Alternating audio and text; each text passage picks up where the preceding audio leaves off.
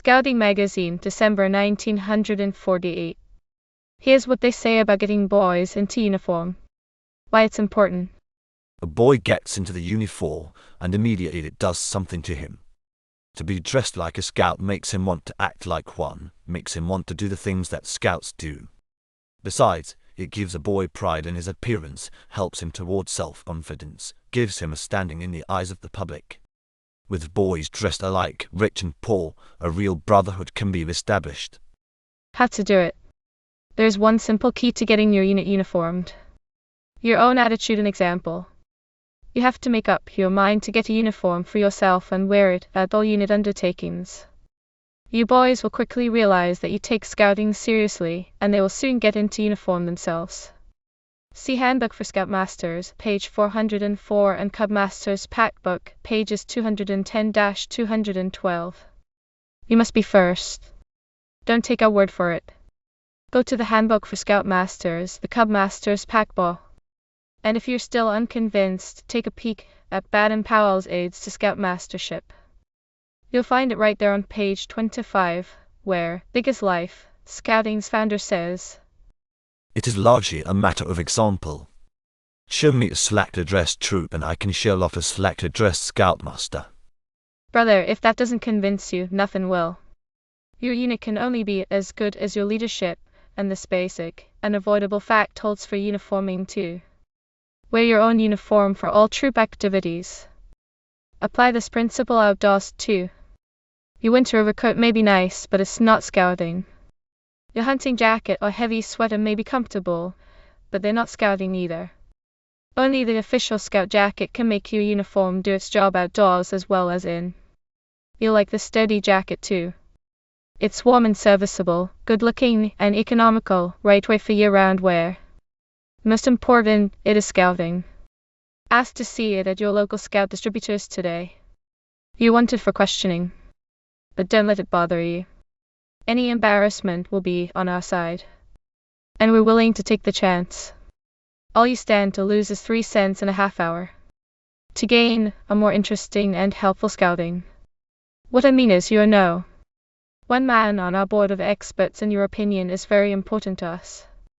We know that you have one, that you make up your mind very quickly as you thumb an issue as to whether a page seems to interest you, whether you'll read it or keep thumbing. Finally, whether it was worth your time, likely to help you in your scouting work.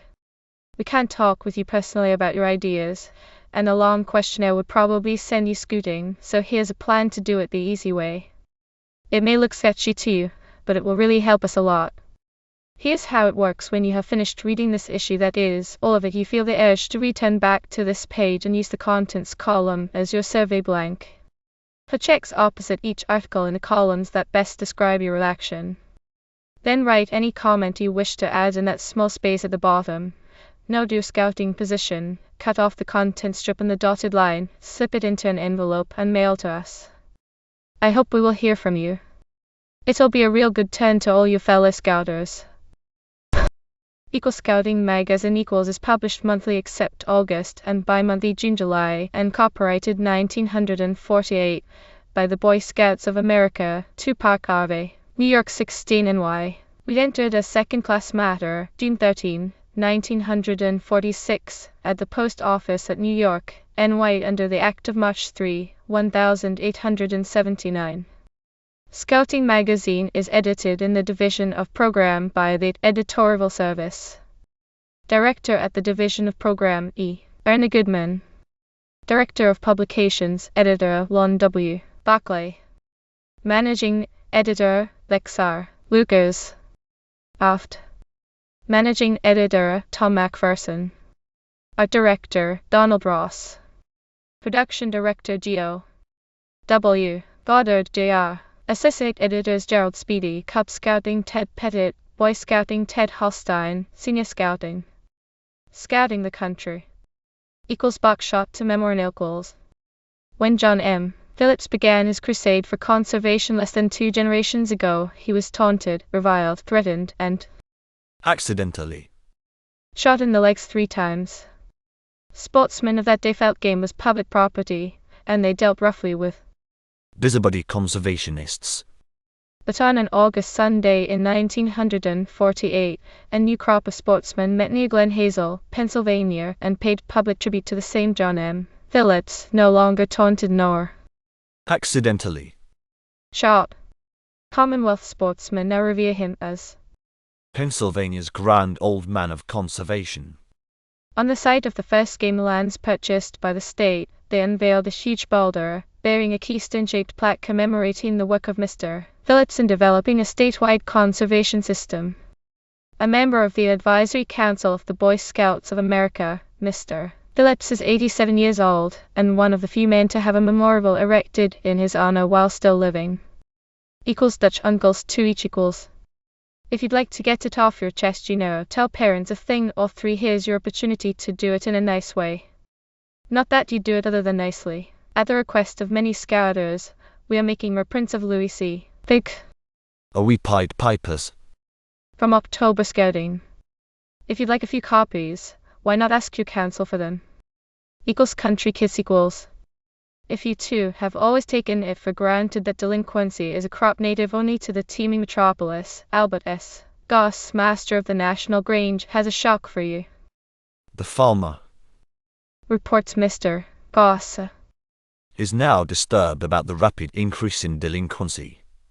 He has finally come to the conclusion that the greatest influence in combating delinquency is that of character-building organizations, the results of which he is delighted with.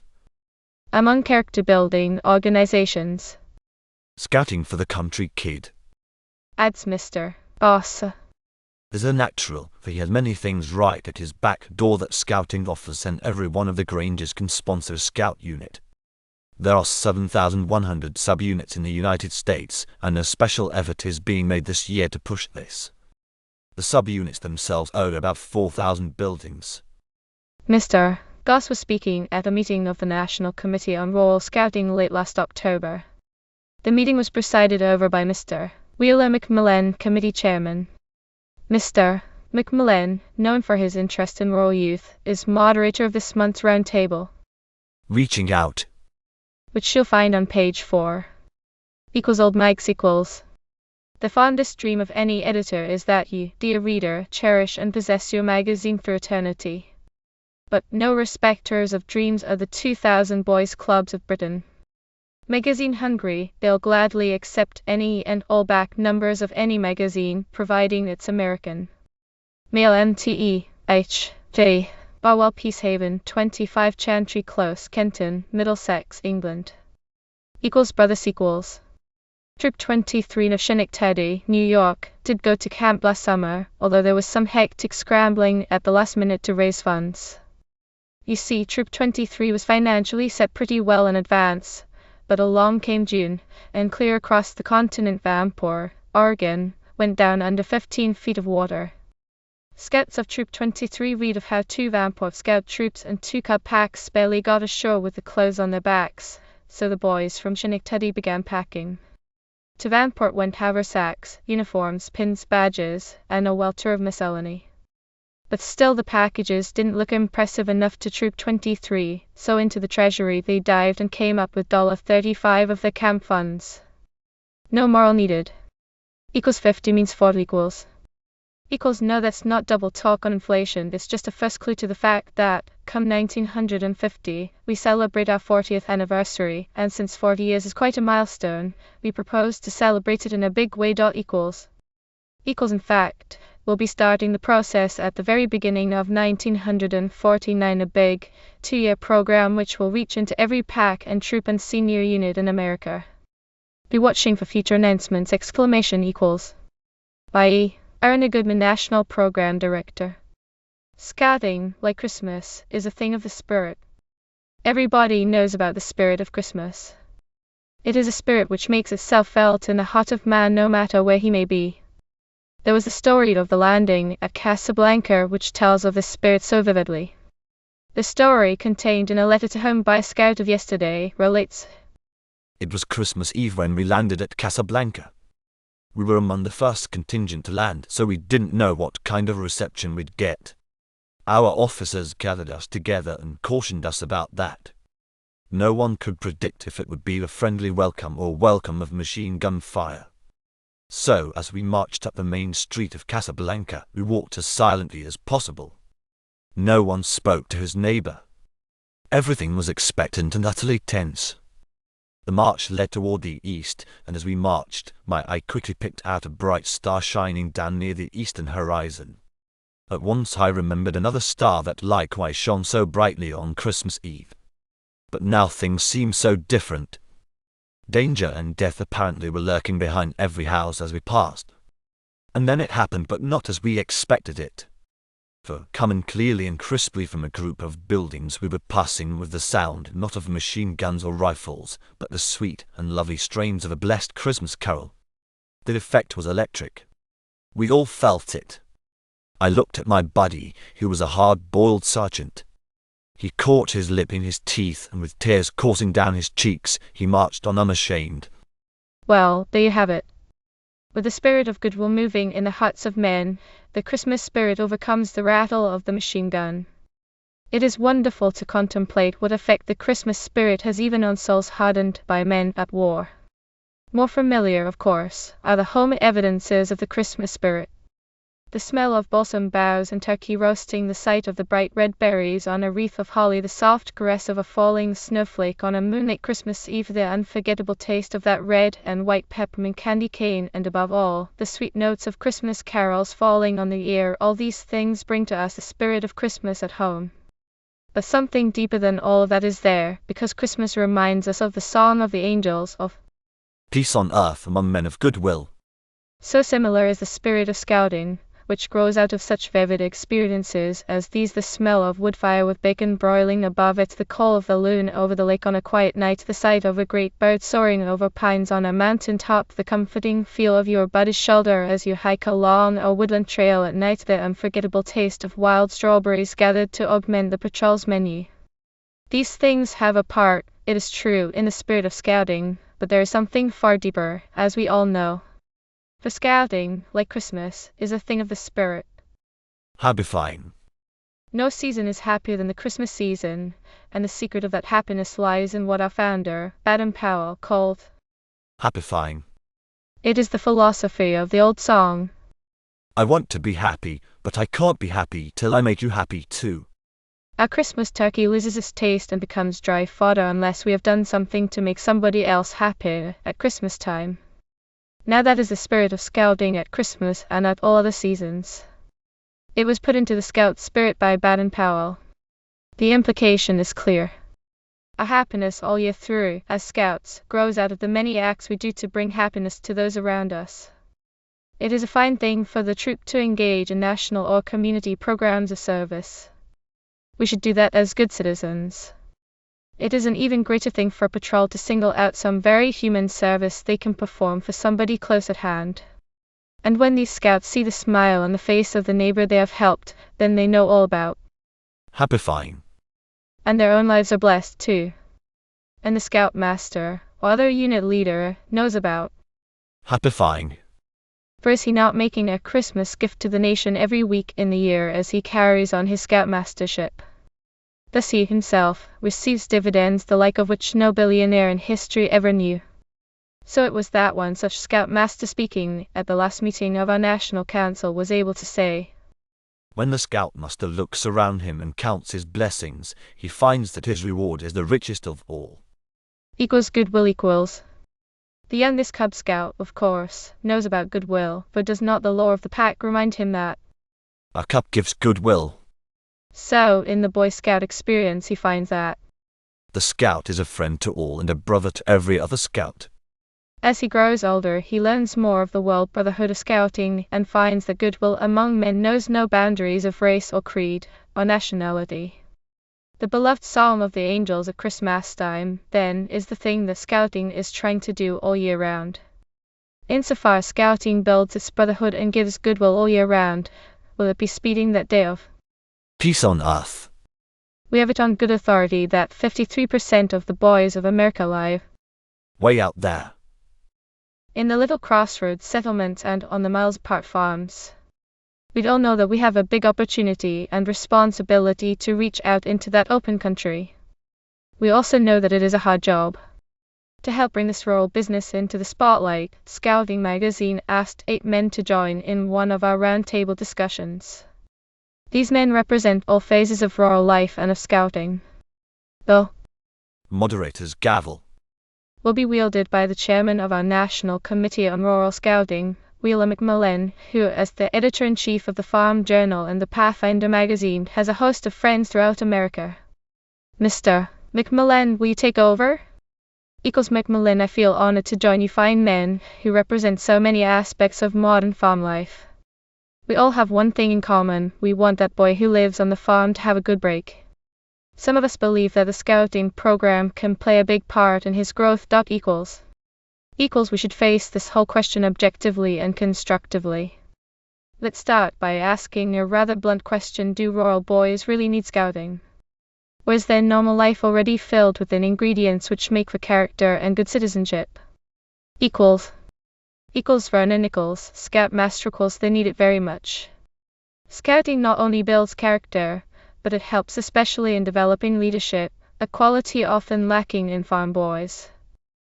Howard F. Fox, Supervisor, Vocational Agriculture. The boys who live in small towns need scouting, but I think those who live on farms need it in less degree. JOEC. Harrington, Council President. I can't agree with Mr. Fox. Farm boys need it even more than town boys, who have more supervised playgrounds, more church and school and club-sponsored programs. The rural boy has very little to round out his life, and really needs scouting. L.H. Eliza Cubmaster. Perhaps the elements are there on the farm, but scouting can help bring them out. Sometimes when a man is close to a thing, he doesn't see it in its real light. Also, all rural boys do not stay on the farms where they were reared. These boys need much of the same kind of training their city brothers get. Carrington. That raises a good point. When the rural boy moves to town, he very often has no entering wedge into the youth programs there. But if he is a scout in the rural area, he can transfer his membership and make a transition which would have been difficult without scouting. Its universality is an important feature. Reaching out. L.O. Parker County Farm Agent, Meadow, Georgia.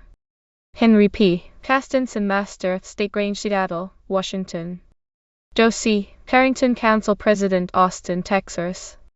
McMillan. I see you all nodding in agreement, including Mr. Fox. Actually, we have never really questioned the need, have we? It's the ways to use scouting best and to get it to the rural boy that bothers us. Forrest Whitcraft, Scout Executive. Does it really need to bother us? Of course it's hard to take scouting out to the boys in the open country, but plenty of councils have proved that it can be done. I'm thinking of Draper in my South Dakota country, with a population of 190, Barnard with 60, Strandberg with 177, Stratford, Northville and Garden City adding 700 more, 6 communities with a little better than 1,100, reporting 10 thriving scout units. I think of places like Chile, population 244 with 19 scouts, 17 of whom come from their farms. It can be done. FOs. The crux of the problem is probably leadership. Can rural communities supply it? There is no question in my mind but that it's there, but will men who do hard physical work long hours every day in the week give the time needed for scouting? Henry P. Castenson, Master, State Grange. Part of the problem here is the tendency of parents of rural youth to take the attitude that scouting is a non-essential activity, a luxury which they cannot afford. Some good parent education would make it easier to get leaders and thus to spread scouting. Carrington. There are ways to get men in the farm country. As district chairman, I used a well-known method that worked wonderfully. I used a survey blank that asked boys the question: who do you think is the best man in your community, and why? The kids would name men whom we hadn't thought of, and give good reasons. When we went to such men and told them why the boys thought they were tops, resistance faded away and we usually had our leaders. In most communities the leadership is there if we know how to dig for it. Nichols. Leadership may be there all right, but believe me, trained leadership is sure lacking. That is where our local councils need to give us more help, short courses that busy men can attend. I think time and money spent by the local council assisting new leaders would be well spent. Equals Whitcraft equals training becomes harder as the distance between your scout units increases. Here are a few ways we have been able to get training to our men. We run weekend training courses. Our monthly roundtables are packed with training as well as fellowship. The one-unit course is tops the committee joins with the leaders in an at-home training experience. This may lack some of the advantages of larger courses, but it has some of its own. We count heavily on personal coaching by our field executives and commissioner staff. Macmillan. Before we get too deeply into council methods of handling country scouting, let's study it a bit more from the boys' angle. What aspects of scouting are most interesting and helpful to boys? Elise recalls, I would say the most interesting aspect to the Royal Boy is camping. The most helpful is probably the achievement part of the program. FOs. I put this question to the 40 students in my vocational agriculture class, well over half of whom are or have been scouts. The younger boys put camping first, the older ones put it on a level with advancement skills. All of them rated these two aspects of scouting tops. Nichols. One of the values I see my boys get out of camping is the ability to work with others. Too often rural boys do not have a chance to develop this important trait. That's why group activity is especially important to rural boys too. Macmillan. A very good point, Mr. Nichols. Our rural boys aren't different, but sometimes their opportunity to develop certain abilities and traits is limited. Scouting's camping and its group activity can fill a big void. Speaking about program, what do you think of the merit badge work? FOs. In the first place, rural boys like to receive recognition for things they do, as well as any youth. I know that many of the merit badges encourage farm boys to improve their agricultural skills. Experienced farmers make good counselors in agricultural subjects. Nichols. The rural boy possibly needs the merit badge program more than does the city boy because he has less access to these idea sources. He needs to know about trades and occupations too, other than those found on the farm. Whitcraft. In addition to the values the merit badge program holds for the boy, it has two other big values. It has sold many rural people on scouting because farmers readily see the value of such subjects as beef production and soil management. It has also brought many men into scouting. A man gets a taste of scouting while serving as a merit badge counselor and, liking this experience, accepts other leadership responsibilities. Macmillan. Mr. Whitcraft's comment about adults reminds me of a frequent criticism heard in the rural field that such activities as scouting interfere with the boy's responsibilities to his farm home. Is this so, and need it be cycles? L. O. Parker, county farm agent. It is true that they could interfere, but I don't think it happens often. When the unit leader and committee are rural people, they will recognize this problem and avoid it. Elise recalls getting to and from meetings sometimes poses a problem. Perhaps a less frequent troop meeting would be the answer, with patrol meetings in the boys' homes in between. Nichols. The camp may be the biggest problem, if it comes in the middle of the harvest season. FOs. Camp doesn't really have to interfere, does it? Each troop would naturally schedule its camp dates to miss the busiest season in that area. Nichols. I didn't mean that the camping problem was hard to overcome. Certainly, it is so important to a farm boy that we must get it in somehow. Going to the council camp helps us realize that we belong to something bigger than our own troop and our own little community. In the same way, inter-troop activities help us keep on our toes.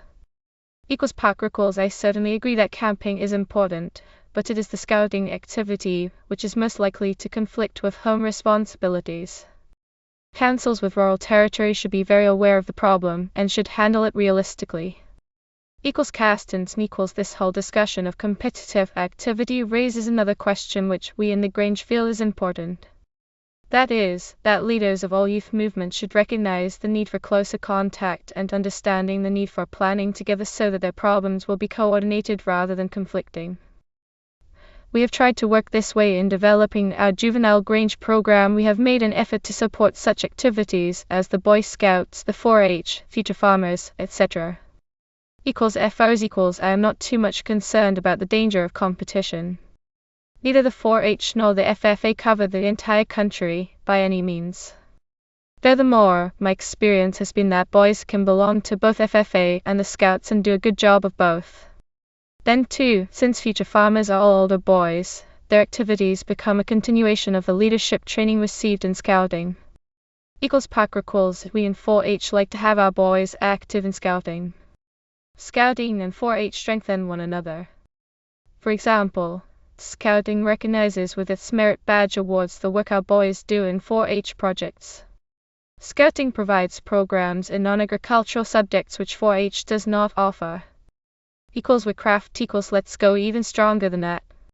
There isn't nearly as much competition for our boys' time in the country as there is in the city. That's one of the reasons Scouting is so much needed in the country. Macmillan, all of this brings us face to face with the payoff question. Granted that Scouting has a program needed by country boys, and that there are ways of making it work. What help is most needed by isolated rural units, and how can the local council best provide this help? Elise recalls the help most needed by those of us who lead rural packs and troops is that which can be given by the executive or a field executive. This is especially true when we start new units. Nichols training is our one need, and this includes our committees. Our council made a good move in filling its monthly district meetings with real training and a lot of good fellowship. Woodcraft that word. Fellowship is especially important. When men live a long ways apart, they need opportunities to get together. The council must find ways to make this happen. FOs financing rural work also seems to be a problem. I am not too familiar with Scouting, but I wonder if this does need to be a problem. Nichols this is probably more true in times of financial stress than it is now, but there is a problem to face. One thing is sure, the stronger and more active the troop, the easier it is to raise funds. If the people of a community see that Scouting is doing a lot for the boys, they'll support it. Carrington in our council we furnish Scouting service all over our area, but we think it's right to apportion more field executive time to the districts which are providing adequate funds to make that field service possible. At the same time, we carry on an organized extension program in all areas with the hope that all will make use of Scouting and give it their support. Whitcraft it is true that the cost of rural Scouting has often delayed councils in coming to grips with the rural problem. Usually we have assumed that Scouting starts in the city, moves out to the small towns and eventually filters down to the village and open country. The council faces a practical problem. It has a certain amount of time and money.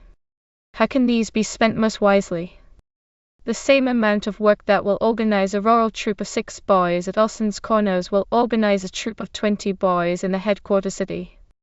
It has seemed to be sound business to spend council money where it would bring Scouting to the most boys. But consider what this means to Olaf Torkelson, 12 years old, out at Olson's Corners. Can we say to him, "Sorry, Olaf, but it will probably be several years before we can organize marginal places like Olson's Corners"? Our council, at its coming annual meeting, will take action on a proposal by our organization and extension committee that we shall henceforth recognize an equal responsibility to all boys within our area, regardless of where they live. We believe such an approach would be financially sound and that the rural area will support it. FOs I broached this question of cost, but actually I don't think it's serious. The open country has the boys and wants them to have their chance. The money can be secured if we approach the right people. For example, some farm cooperatives now have educational programs. They might see big dividends if it's spent to help Scouting develop leaders among rural youth. Farming has become so complex that the country can no longer afford to let its best youth go to the city. Today farming demands the best brains as well as the strongest bodies the nation can produce. The modern farmer must organize, manage, finance, produce, and market. Scouting can and does help round out a rural boy's life. It builds the kind of men the nation needs on its farms. Macmillan this has been good talk. It has been all the more persuasive because we have heard the voices of men who have actually reached out. Rural Scouting is a fact that grows all the time. One thought in closing, no one has much trouble to get boys into Scouting. But in order to keep the Scout groups flourishing, we need more men who will give leadership. I would like to suggest that no council's annual dinner or outdoor event will be quite complete unless the top leaders in farm and rural business activities are personally invited to see and hear for themselves. Pay them more attention, and they will pay more attention to Scouting. Scouting on Main Street by Edward Balasson, Assistant Director of Public Relations. BOY Scout Week will soon be upon us. The one entire week in February you will hear and see a lot about scouting as the general public finds itself becoming scouting conscious. You will hear scouting on the radio, see scouting in newspapers and magazines, and rub elbows with scouting as scouts go to and from school in their uniforms. As a scout leader, you will want to make the best use of the nationwide publicity and direct the attention of people in your community to the activities of their scouts. One ideal method for a local unit is through a scout display in a store window with a prominent location. The three immediate advantages of a window display are: 1. The general public becomes scouting conscious. 2. The unit has a live and unusual program for several days. And 3. Boys who are not now scouts see an opening for themselves to join the unit. Plan your display. Before you ask a merchant for window space, have some plans for your display on paper, or at least in your mind. Explain to him the advantages to the community, to scouting, and to his store. Most storekeepers are willing to cooperate. Larger shops may even offer the services of trained window decorators. Once you obtain the space, you have a responsibility to both the merchant and to scouting to install the neatest and most interesting display you and your staff can create. No doubt you can get some valuable help from your local council. Build your display around the theme for 1949. Adventure, that's scouting. Show the folks in your community that your unit spells adventure with a capital A. Make a list of the items you will want to display, such as photographs, handicraft articles, posters, flags, collections, not boards, books, etc. Select those which you can make outstanding. Don't crowd the window, use just what you have room for. After the list is decided upon, get the unit specialists on the job. Get the shutterbugs busy on photographs, the craftsmen to their workbenches, and the artists to their layout pads. Photos are one of the best mediums for telling your story. Select those that truly represent scouting activities. Enlarge them and mount them neatly with captions easily read. The background, too, should be eye-catching. It should be large enough that passers-by will be arrested and enticed to step up close to look over the display. You can make a good backdrop with a photo illustrating scout adventure and enlarge to take in practically the entire background. If you cannot get extra size enlargements in your community, choose several photos, make 11-14 enlargements and group them to form an artistic background. Or you might have your boys make a large scout emblem from beaver board and color it. Another possibility is to mount several photos on wallboard cut to the shape of the scout badge. Experiment with arrangements in advance, so that when you enter the store you can trim the window in the quickest possible time. Chalk off the actual window area on the meeting room floor. Place smaller items in the foreground and gradually build up to the background. If pedestals are needed, perhaps the storekeeper may lend them to you. If he is none, make some of cardboard and gum tape. Cigar boxes, paper cartons, and tin cans painted or covered with colored paper can be used. Extremely bright colors will sometimes detract from the items on display. Avoid them or use them carefully. Neutral colors can easily be arranged to complement and flatter the displayed items. For example, when exhibiting a collection of leathercraft items, a cream or light green will show them up better than bright red or blue. Adventure. That's scouting. The large silhouette in this window was made, as shown below, by placing the subject between light and wrapping paper tacked on wall, tracing his outline and filling in with black poster paint. Arrange the articles to create continuity. It isn't necessary that each item be seen from every angle. Avoid overcrowding, it has a tendency to confuse and tire the window shopper. He may walk away and perhaps miss the essence of your message. Not until you have had your dress rehearsal. Are you ready to install your display in the store window? The pet peeve of any shopkeeper is to have his store upset while windows are being dressed, especially if the job takes too long. Agree on the time convenient to him, then do the job rapidly and neatly. Don't send the whole gang over. Pick 2 or 3 good workers and let them handle it. A good job done efficiently will undoubtedly get you a return invitation next year. The dust of the roundup settles. The roundup that started along the old scouting trail 3 months ago is heading for the biggest event of all, the final. Branding. When the Mavericks. The new boys brought into scouting this fall are formally and officially brought into the corral. The Branding ceremony, which should be staged in early December, can be one of the most colorful events your unit ever held. Put it on with all the spirit and zip of a real Western event. Use imagination in the staging, a few corral fence rails in the background, a fire burning in front, and the investiture team in cowboy togs. Think in Western terms when you write the investiture script. Act out the roundup and branding with a nice combination of cowboy color and dignity, and your new boys and your public will remember the night of the branding ceremony for a long, long time. When that final ceremony is staged, the branding done, we will have time to lean back against the old corral fence and take stock of the results. What do we see as the dust of our roundup settles? How well did we round up the strays? Are there still boys out there who should be getting scouting, and who could be if we were really on our toes? Before you hang up your spurs and lariat, won't you check up once more on that boy that showed up at 2 or 3 meetings and looked as though he wanted to join but somehow didn't make it? You might be surprised at what you would find if you called on his folks. So often boys are kept out of scouting because of misunderstandings, which can be so easily cleared up when you talk to the parents. Lots of boys get that close to scouting before they're shut out. The extra time given to this personal follow-up will be some of the best you ever spent on scouting. This may seem like a lot about membership, but remember, all of us who really believe in scouting's value to a boy want to do our part to extend scouting opportunity to as many boys as we can handle in our unit. Membership facts, by the way, are a good measuring rod of our program.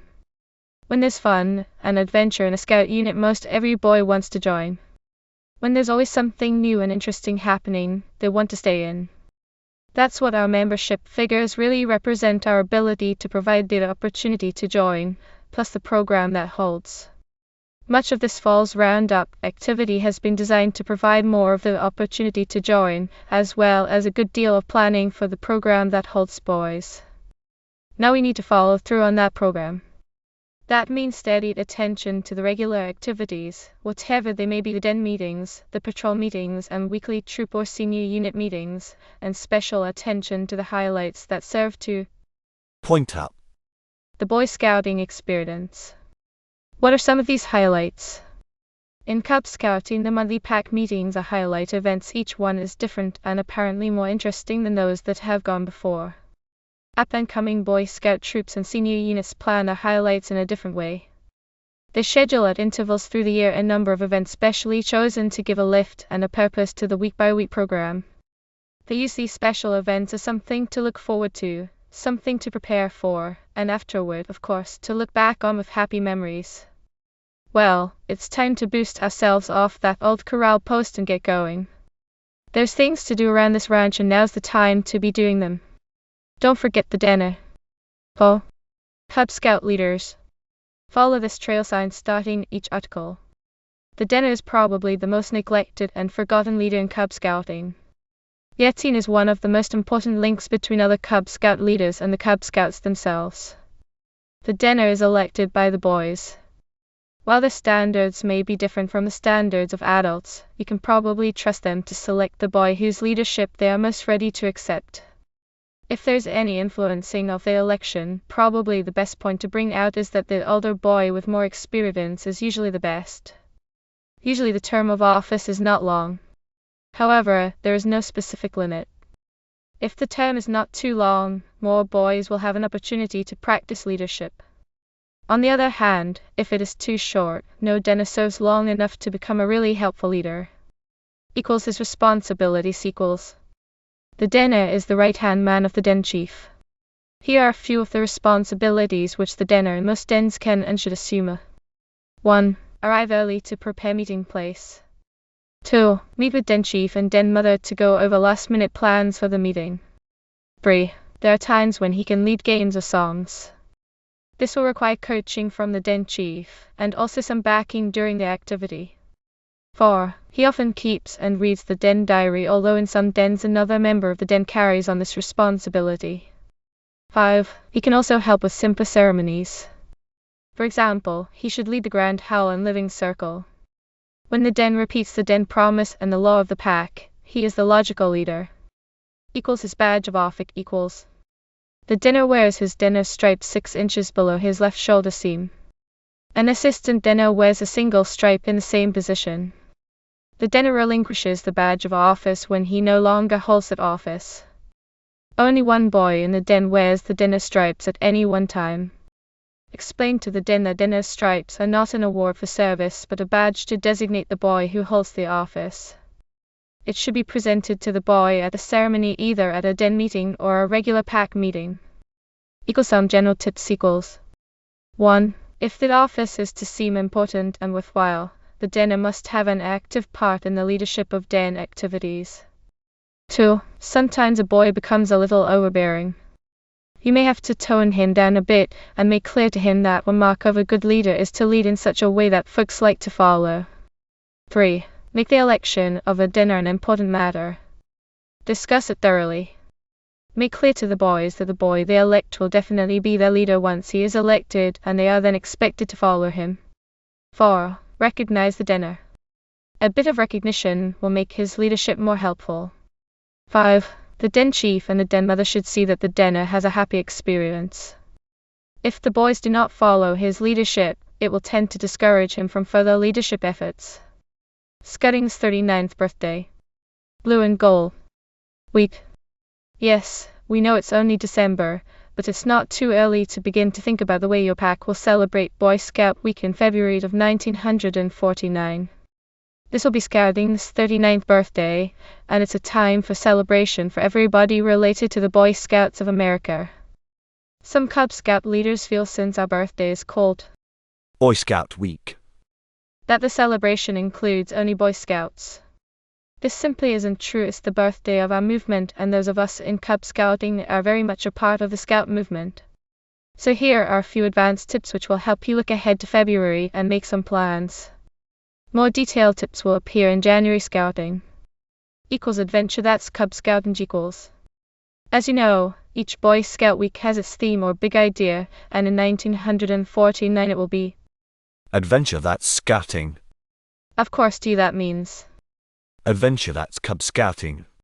So you'll be wanting to emphasize the adventure part of our program. As usual, blue and gold will be our program theme for February.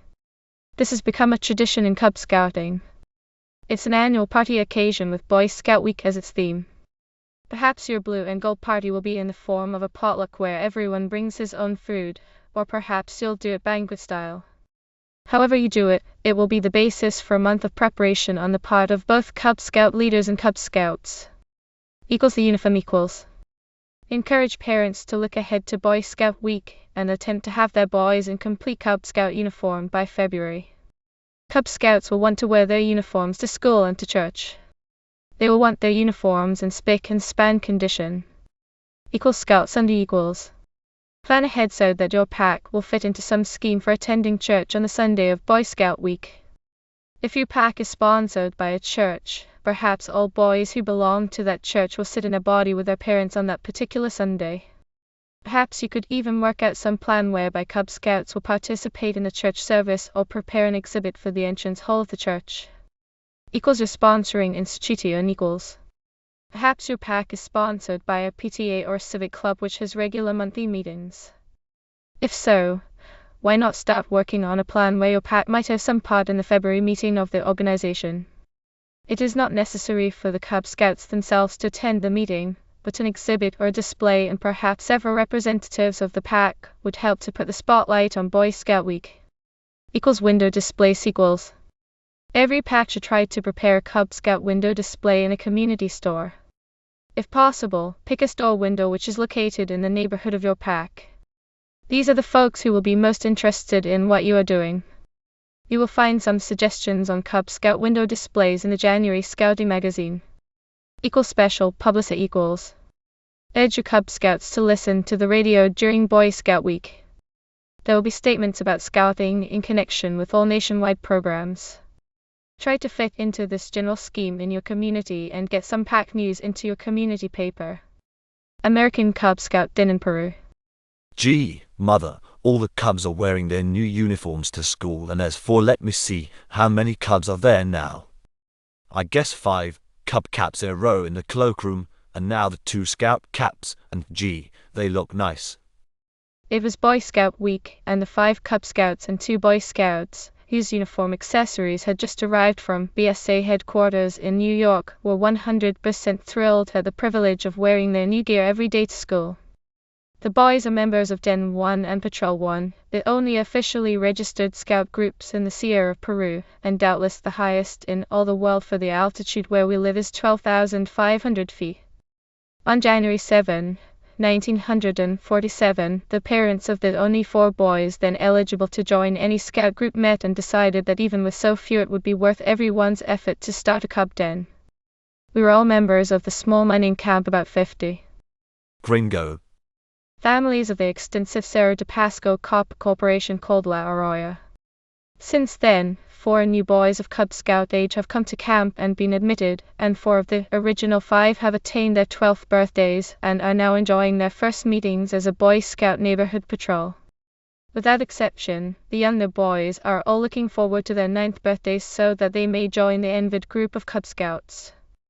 Our first month was dedicated to getting acquainted with scouting literature, its history and intent, and fixing up the gravel-floored garage loaned to us as meeting place by the Cub Master. We borrowed the unused school workbench, decorated walls with Cub Scout plaques, American and Den flags, and the framed Den charter. With the help of local men, often not themselves fathers of Cub Scouts, we made many things of wood, tin, and copper during the year. But the regular meetings are held at the Den Mother's home, or the homes of all the boys in rotation when the Den Mother is out of town. Our theme for the second month was Books. When we learned how to care for books and specialized in the reading achievement. Now the company-sponsored Inca Club has a children's bookshelf for the first time in its 30 years. During April and May we made musical instruments and practiced using them. I can hardly say playing them for a minstrel act that was part of a 5-part program we gave at the end of the school term in June. In July we had our first pack meeting, the same few boys, but with their parents and the general manager and his wife as guests. Each boy personally prepared one dish to be served, and each mother another, so we had a generous banquet that night in the golf club. In December, with service as a theme, we collected odds and ends of broken or non-used toys and outgrown clothing. By mid-month the garage was overflowing, and with the mothers we managed to get the hopeless-looking pile reduced to gifts in acceptable condition to distribute to the poverty-stricken Indian children of Old Arroyo. Not even as you, we are planning a minstrel show. Music Minstrels theme for January: Pack 370 Portage, Wisconsin, and Pack 7 Tulsa, Oklahoma. This month there will be musical games, new Cub Scout songs to sing, and a minstrel show planned and put on. It's going to be a big month, and the following ideas will help make it so. Naturally, we can't tell you which type of music is most typical in your section. That is something Pack and Den leaders will discover during December in preparation for the January theme. School music teachers can help, as well as most libraries. Each Den can choose a song and do it in costume for the minstrel show. Of course, the boys of the Southwest will be singing cowboy songs such as Home on the Range, Heading for the last roundup, Cowboy's Lament. The boys of New England may choose to sing seafaring chanties such as Blow the Man Down, or Ruben Ranzo. A laughable stunt would be to have a Cub Scout on stage going through singing motions while a hidden Basso Profundo, Them rocked in the cradle of the deep. boys of the South will probably sing Southern ballads and spirituals. Equals homemade musical instruments equals. You will find this a most popular field with Cub Scouts. They can actually make instruments that will have musical tones as well as being comedy takeoffs of actual instruments. You will find a page of ideas for homemade musical instruments on page 17 of this issue of Scouting. Naturally, it's a lot more fun to make these instruments if the boys know they're going to use them in your pack meeting or minstrel show. Perhaps each den will have its own kitchen cabinet type of band. All dens can practice the same songs, then come together at the pack meeting in one big band and play them together. Another interesting field is to make rhythm instruments which boys play to the tune of a phonograph record. Rhythm instruments include pot cover cymbals, rattles, blocks of wood, and tin cans. Cub Scout musician sequels. Perhaps there's a boy in your den who does most things poorly but plays or sings well. This is the month he can shine. Encourage boys with musical instruments to practice their best numbers and play or sing solos for the minstrel. You will probably find several boys in your den, and surely a number in your pack, who will be interested in writing den or pack words to old-time songs. Occasionally we even find a boy or two who can compose simple music and words so that a den can have an entirely original song. Group and family sing sequels.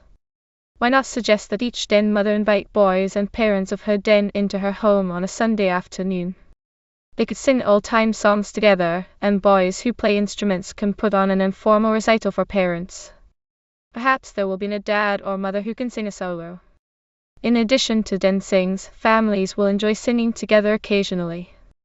None of these things will happen. Den mothers won't think to ask the parents over, and boys won't be asked to play their instruments unless you push the idea. January pack meeting tips equals. The Cub Master or member of the pack committee can give a short talk on the importance of parents looking for opportunities to recognize their sons for having done projects found in the achievement program. Many times boys will complete projects without realizing they are meeting a requirement for an achievement. For example, a boy may make a boat just because he is going to a lake and would like to have one to sail. Unless his parents point out that he has met the requirements for the model boat's elective, he may never receive credit for it. Opportunity should be given for parents to ask questions on the achievement program. The Cub Master should also cover current items, such as condition of the pack thrift plan, attendance, etc. Joint meeting equals. You will find minstrel show tips on page 16, but here are a few suggestions on how your meeting may be adapted to the minstrel show idea. If there are badges to award them immediately after the separate meeting, so you will not cut into minstrel show time. Before the show, explain to the boys the program for the month ahead, and interest them in the blue and gold party. Skip a formal closing this month. Post your pack meeting with the grand finale of the minstrels. Make all announcements before the show begins. On page 16 you will find some ideas on preparing and staging your minstrel show. Here we are concerned mostly with the regular pack meeting outline. Pre-opening. During the pre-opening, boys remain in uniforms rather than wear minstrel costumes. Save the costumes as a surprise. Each den should have a table available for exhibits developed during the month, especially homemade instruments, music scrapbooks, Cub Scout composed music, etc. Separate meetings. During this period, den leaders, with the help of others if necessary, should help the boys get ready for the minstrel show. It will not be difficult in the time allowed, because in most minstrels only end men wear blackface. Leaders should also make sure the boys know their songs, jokes, and stories. Just before opening the joint meeting, the boys should be lined up ready to begin the minstrel. While the boys are busy reading for the minstrel, the Cub Master meets with all parents. Since the January pack leaders meeting will probably take place before the January pack meeting, plans will probably be well established for the blue and gold party in February. The Cub Master should explain blue and gold plans to parents, doing his best to build their enthusiasm for making it the high spot of the entire year. He should explain the way in which food will be handled, announce the names of those who will serve on committees, etc. You'll find specific helps for planning and producing your minstrel show, as follows programs. Gentlemen, be seated. Page 16, homemade musical instruments. Page 17, and den rehearsals. Den doings. Page 19. Gentlemen. Be seated. Minstrel program of Pack 18, Prospect Park, PAR. Tips for your pack minstrel sequels. Program and publicity. Plan an attractive mimeographed announcement for your show, and deliver it to parents in advance. Costumes. Almost anything goes. In some minstrels all actors are blackface. This appeals to boys, although it presents problems for the makeup crew. Blackface makeup may be bought at most drugstores. Burnt cork is an old favorite. In many minstrel shows, the cast remains in whiteface with simple costumes, while the end men wear bright, comic costumes and blackfaces. Either way is good, so take your choice. It's a good idea to have all boys except the end men dressed alike. If they are to be black-faced, have each bring a black sock which can be pulled tight over the head to hide the hair. A white shirt with a black tie cloth or paper, black trousers and socks, and dark shoes complete the costume. It also adds a nice effect if every boy can wear white gloves. Even white canvas work gloves will serve nicely. Stage setting: if you have a fairly good-sized stage, try to arrange chairs or benches on different levels so that all performers can be seen. Decorate the back of the stage with large paper musical notes pasted on a background of paper, and perhaps a sign reading "Welcome." Footlights and spotlights help the show, but are not necessary for success. You can buy spot bulbs at hardware stores. Even without a stage, you can arrange your chairs or benches on different levels so that you have the effect of a stage. Plan your program so you don't need the entire pack at rehearsals.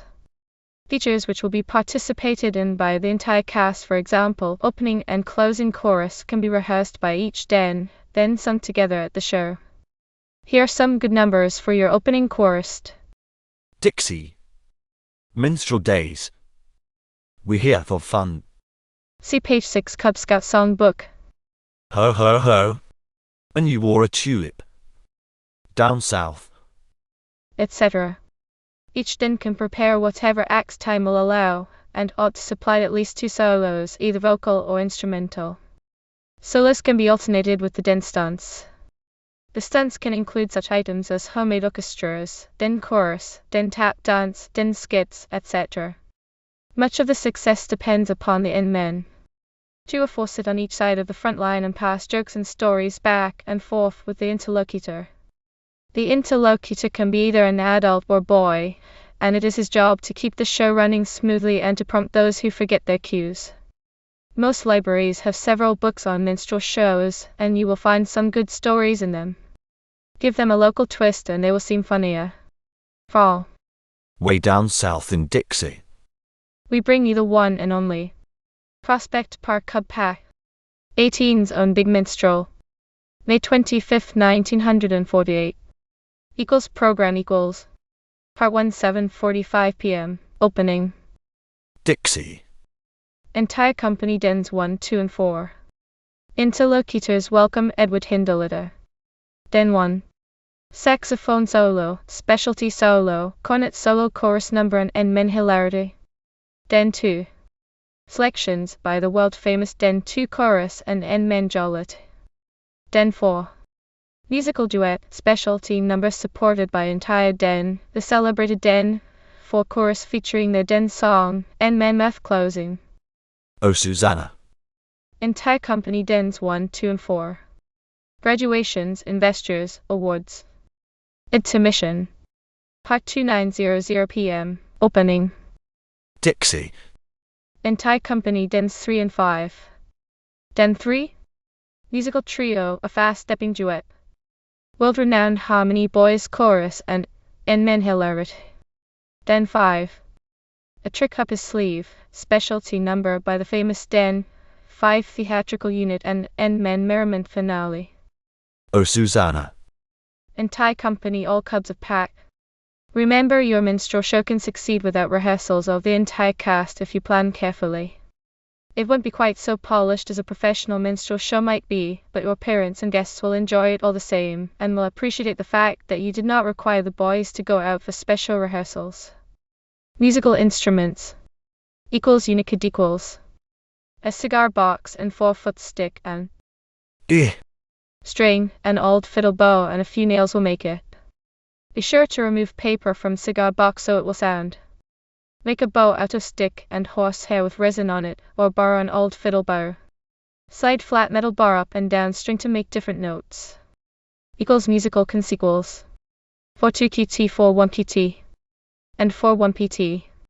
Pans with different amounts of water to make a musical scale. The more water and the larger the can, the lower the note. The less water and the smaller the can, the higher the note. Put 3 pieces of sliced cork on the bottom of each can to lift it above tabletop. Strike with cork hammer. Equals marimba sticks or slats equals. Dry California redwood or poplar slats are good. The longer or thicker they are, the lower the note or pitch. The shorter or thinner they are, the higher the note or pitch. Cut shorter or thin down the slats until you have a musical scale. Lay tuned slats across a cardboard box. Sprinkle sawdust on them. Strike lightly and rapidly in center. The sawdust will gather in 2 places. These are the spots where there is practically no vibration. Drive your nails through these spots and attach into ropes. Hold rope by a loop and strike slats with hammer made from a stick and a spool padded with cloth. Bamboo PN pipes, bamboo tubes with diameter from 38 in to 14 in. First tube about 7 in long. Leave joint at bottom to close it. Grind and cut bamboo tubes shorter and shorter until you get the right note when blown. Another way, test tubes bound together and partly filled with clay will give different depths and different notes of the scale. Equals I Was a Den Dad equals. By Harold Gifford, Los Angeles, Calif. Someone asked for volunteers to take over a den one night at our Pack 58 meeting. Bewildered and afraid, my wife said she would try. After all, there were just 6 youngsters from around our block and they were all 9 years old and anxious to get a start in Cub Scouting. The man in charge of the pack meeting said it would be nice if one of the dads would act as den dad, so having 3 boys of my own, out went my neck and there I was. Den dad of Den 5 Pack 58. The boys learned the Cub Scout law and promise, and they also learned that discipline was the first word in the language. In due time this became a part of the regular activities. They learned fast, because when they were obedient they were rewarded with special trips or treats. And because one fellow's misbehavior penalized all the others, they learned by living that the buddy system really works. Our den meetings always came first. The program was planned so that each boy could advance within the 6-month period, and the achievements were geared into the program so that what we did as fun also resulted in advancement. And we didn't have any spoiled boys at 1,112 either, because our program helped them grow into scouting. Our denners were elected by democratic vote, with ability, interest, and progress as the prerequisites. Believe me, it worked, and we never had any real problem with our denners. Either before, during, or after they took office. Yes, our den had its problems. I remember one boy who just couldn't read. His athletic ability was nil, but you should have seen his beautiful artwork. Another boy was a bully, but one day one of the little fellows, who had practiced diligently for weeks, used a swell 1-2 punch during a den parents meeting show, and the bully never gave us any trouble again. In fact, he became one of the fairest, squarest shooters in the den. Any personal problem of any of our boys was handled secretly by the den mother, and many a mother called to express her grateful thanks for help in home problems involving her son. We were pretty regular in our recognition for handicrafts and attendance at the monthly pack meeting, and our skits and stunts were mighty good. The highest honor ever given any of us was when we were invited to present our puppets at the council covers powwow. One of the mothers of the den made puppets as her hobby, and after a while every boy in the den was in the act in the many stories we told with these little acting dolls. Every one of our boys was taught to mend his clothes and do simple cooking. He learned a lot of handicrafts, but most of all he learned to be clean in every sense, and to be courteous and friendly. All of this happened during the war years. At a time when most folks were singing the blues that we couldn't get leaders. That we were too busy to worry about the little fellows. That we had a war to win and nothing else counted. All true stories must come to an end. But my wife and I had our real thank you as den mother and den dad when 12 of our 13 Cub Scouts graduated with Wabelo's honors into scouting, and even the 13th, the lad who couldn't learn to read, graduated too, though without the added honor of the arrow of light on his uniform. The last time we checked, 10 of our boys were still in scouting, and 4 of them will come up for their Eagle rank together at the next Court of Honor. Of course, as den dad I did a behind-the-scenes job, but I worked closely with the den mother even though I couldn't often attend the afternoon den meetings. Yes sir, I was a den dad. All 3 of my boys are in scouting, one an Eagle Scout with palms, one a Star Scout, and the third a Wolf Cub Scout heading for Bear. My wife. She is still a Scout widow as I continue to be active in our district, but she shares with me the thrill of seeing her boys receive honor after honor in the best boy program on earth. Scouting. Mister, if you want to enjoy life a little more, be a den dad. It's fun. Dig and doing sequels. Most of the following den suggestions come from material developed by Mr. and Mrs. Robert Starr of Corning, New York. The material was used as a part of their Fun with music. They'll pre-opening. Play some spirited patriotic records and marches on a phonograph. Feature a march such as the Marine hymn. And each den can make up its own words. This project can extend through all 4 den meetings. For music during the pre-opening Mrs. Starr recommends Decker album number 50. Patriotic songs for children. Opening. Use phonograph or piano to accompany the boys in the Star-Spangled Banner. business items. Leaders explain music and minstrel's theme and discuss den's part in minstrel show. This need not be finally determined until next den meeting. Activities. Pin pictures of musical instruments on boys' backs. They ask questions of each other which can be answered. Oh. No. Until each discovers the name of the instrument he wears. Practice the song the pack has chosen for chorus of minstrel show. Also practice any other general songs to be used in the show. Closing. Sing again the closing chorus for the minstrel show. Pre-opening.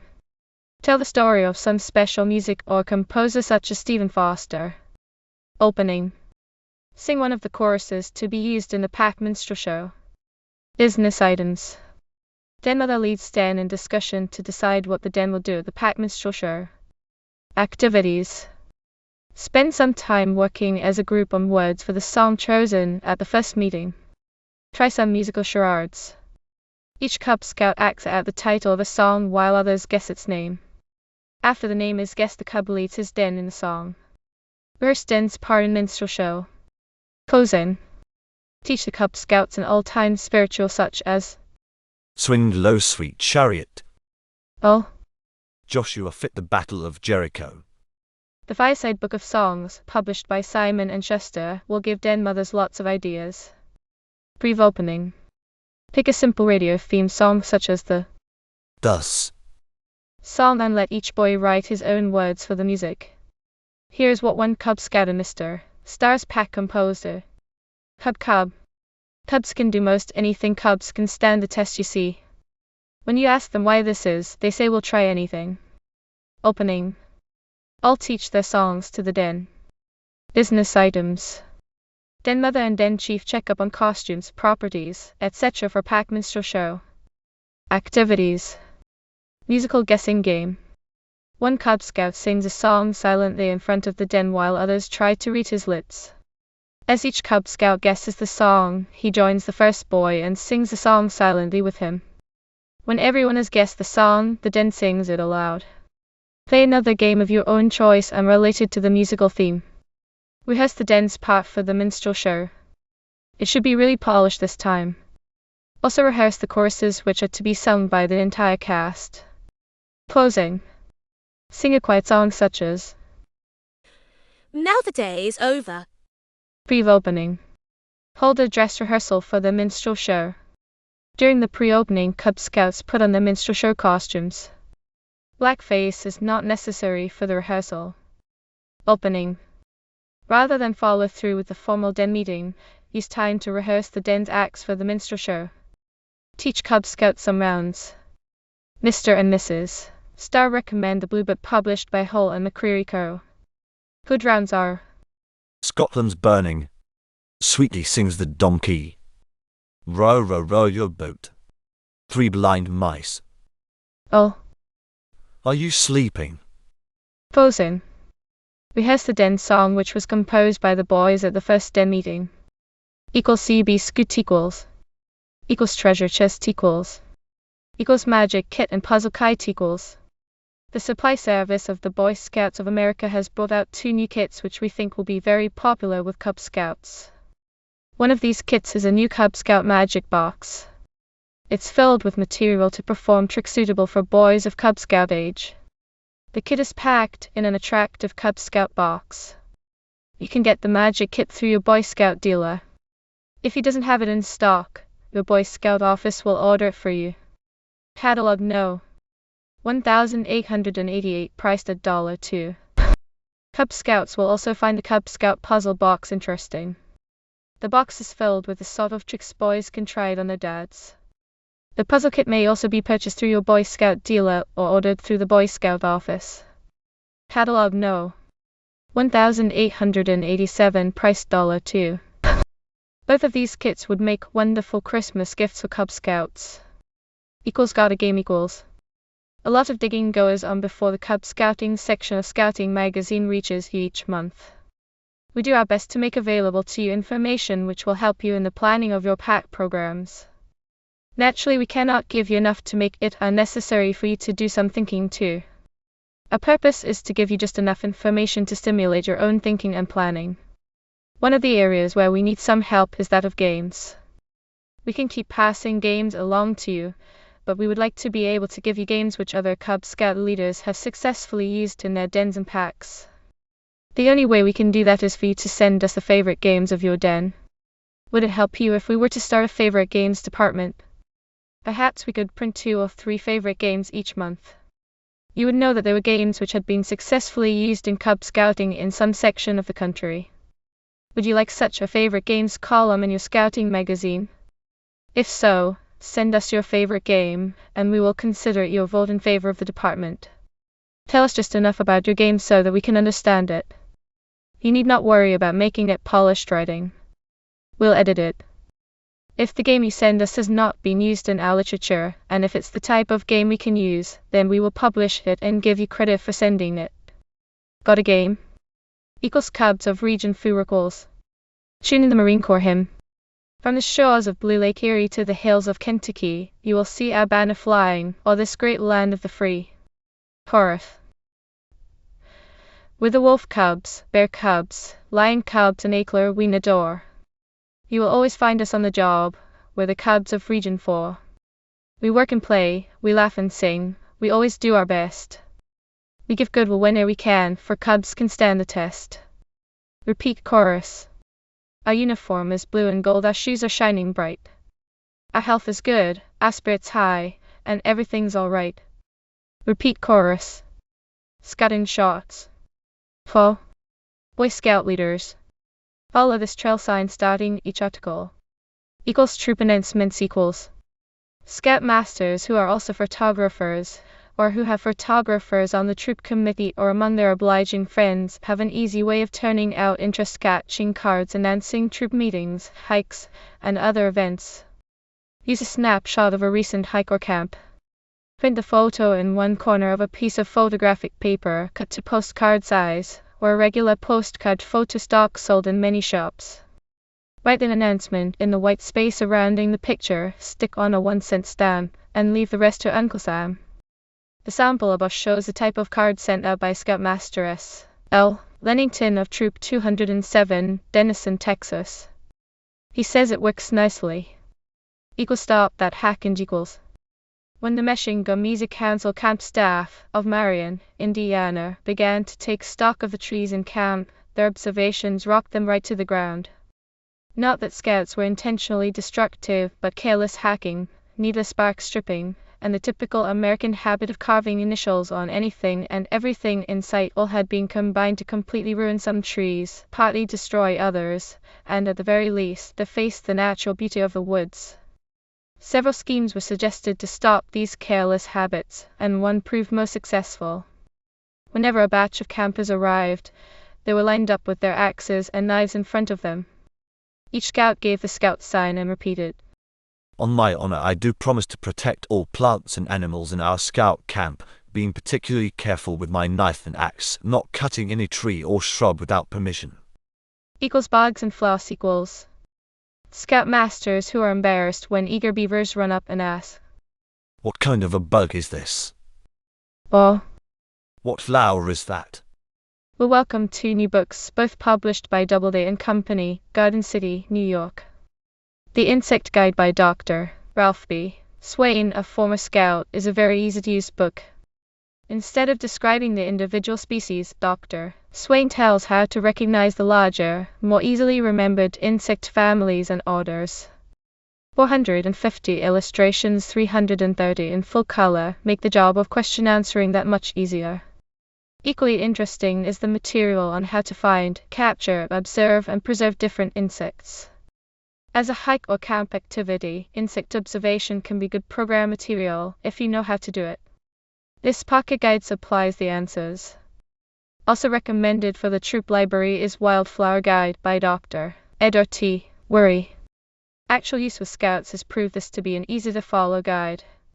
For example, if you find a flower and wonder what it is, refer to the appendix, where flowers are classified according to color. Run down the list and eliminate those which you know the flower isn't, then look for possibilities of what it might be. The illustrations, many in color, make the job easier. The description of each flower is complete. Give dads a chance. When Mr. West called his committee at 10 o'clock on a Saturday night to pose for a picture at noon on Sunday, he found that 6 men were out of town. The other 19 are shown here. That's a good example of the committee cooperation Mr. West describes in this article. By Jerry West, Scoutmaster, Troop 78, Lakewood, Ohio. We start getting a dad's interest when his boy joins the troop. The boy is invited to a meeting by a scout. We make him welcome, tell him to look us over, and we'll look him over too. After he's been to a meeting or two, we talk to him about passing tenderfoot tests, and tell him when he's ready to come to our home. We ask him to bring Dad along to meet us. So, the evening we've both agreed upon arrives. So does the scout-to-be and his dad. We set them at ease and start to pass the boy on his tests. He's ready all right and does a good job, and we make it a point to let him know it. Then we tell of the second-class requirements, how simple they are to pass, and how with a little bit of help from Dad there is no reason why he shouldn't be Eagle in a couple of years. Dad, pleased that his son is on the first step of scouting, is in a receptive mood, so we go on to explain the fun in scouting for man and boy, how winter camps are the highlight of our troop activities, and how other dads go along on these camps. Our troop registers about 36 scouts every year, and this year we registered 24 dads. They are scouters and take an active interest in problems confronting the committee. On the average, we have no less than 15 dads at every monthly committee meeting. Not everyone can make every meeting, but all can and do pitch in whenever we have a special project to work on. For instance, we needed money to buy camping equipment a year or so ago. One dad took over as chairman of the project, which turned out to be a waste paper and magazine drive. He rallied 28 scouts and 20 dads and their cars. We put $250 into the troop treasury and had a swell time doing it. 4 of the dads on the troop committee act as a board of review for the troop. Then, at the subsequent Court of Honor, the same group along with other members of the committee sit on the court and make the awards.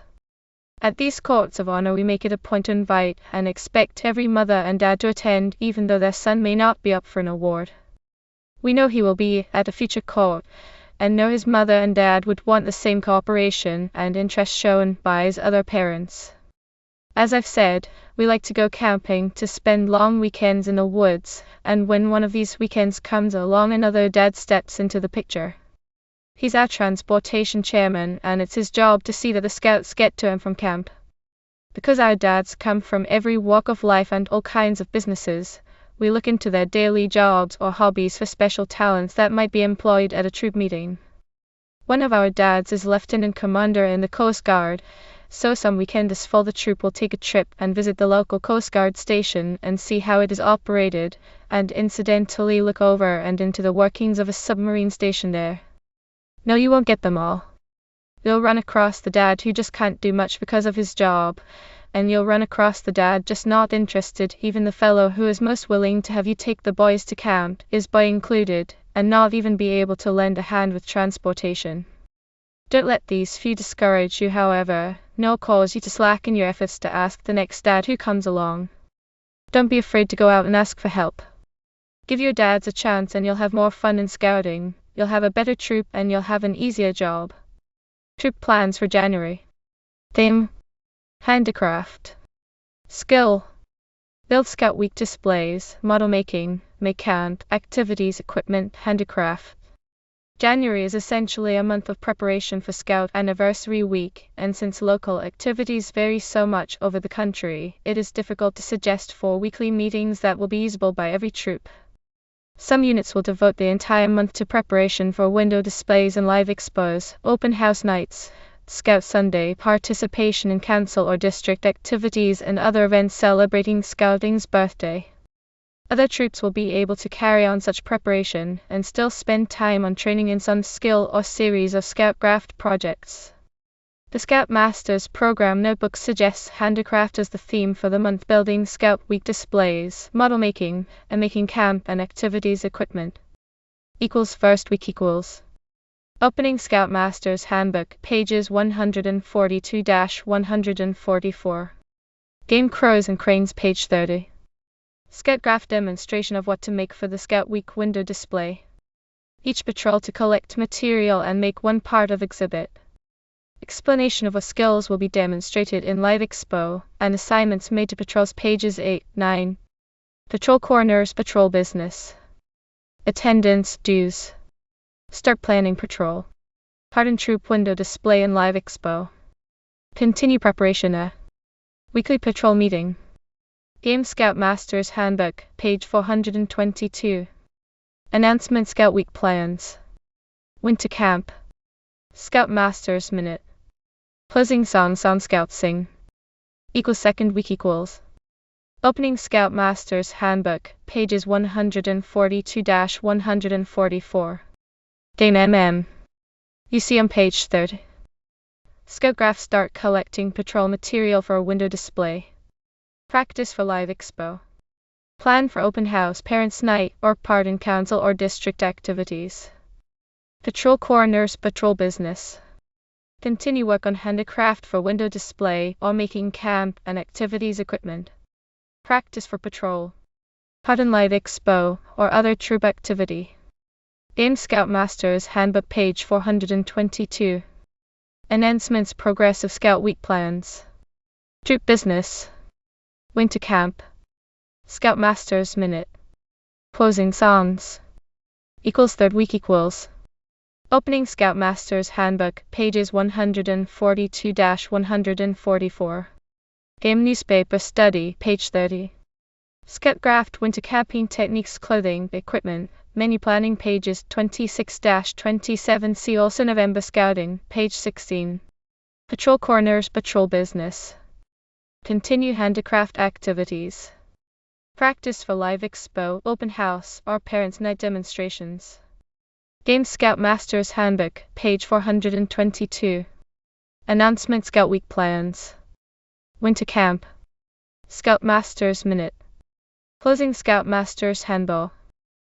Fourth week equals. Opening Scoutmasters Handbook, pages 142-144. Game, page 30. Scoutcraft plans for winter camp.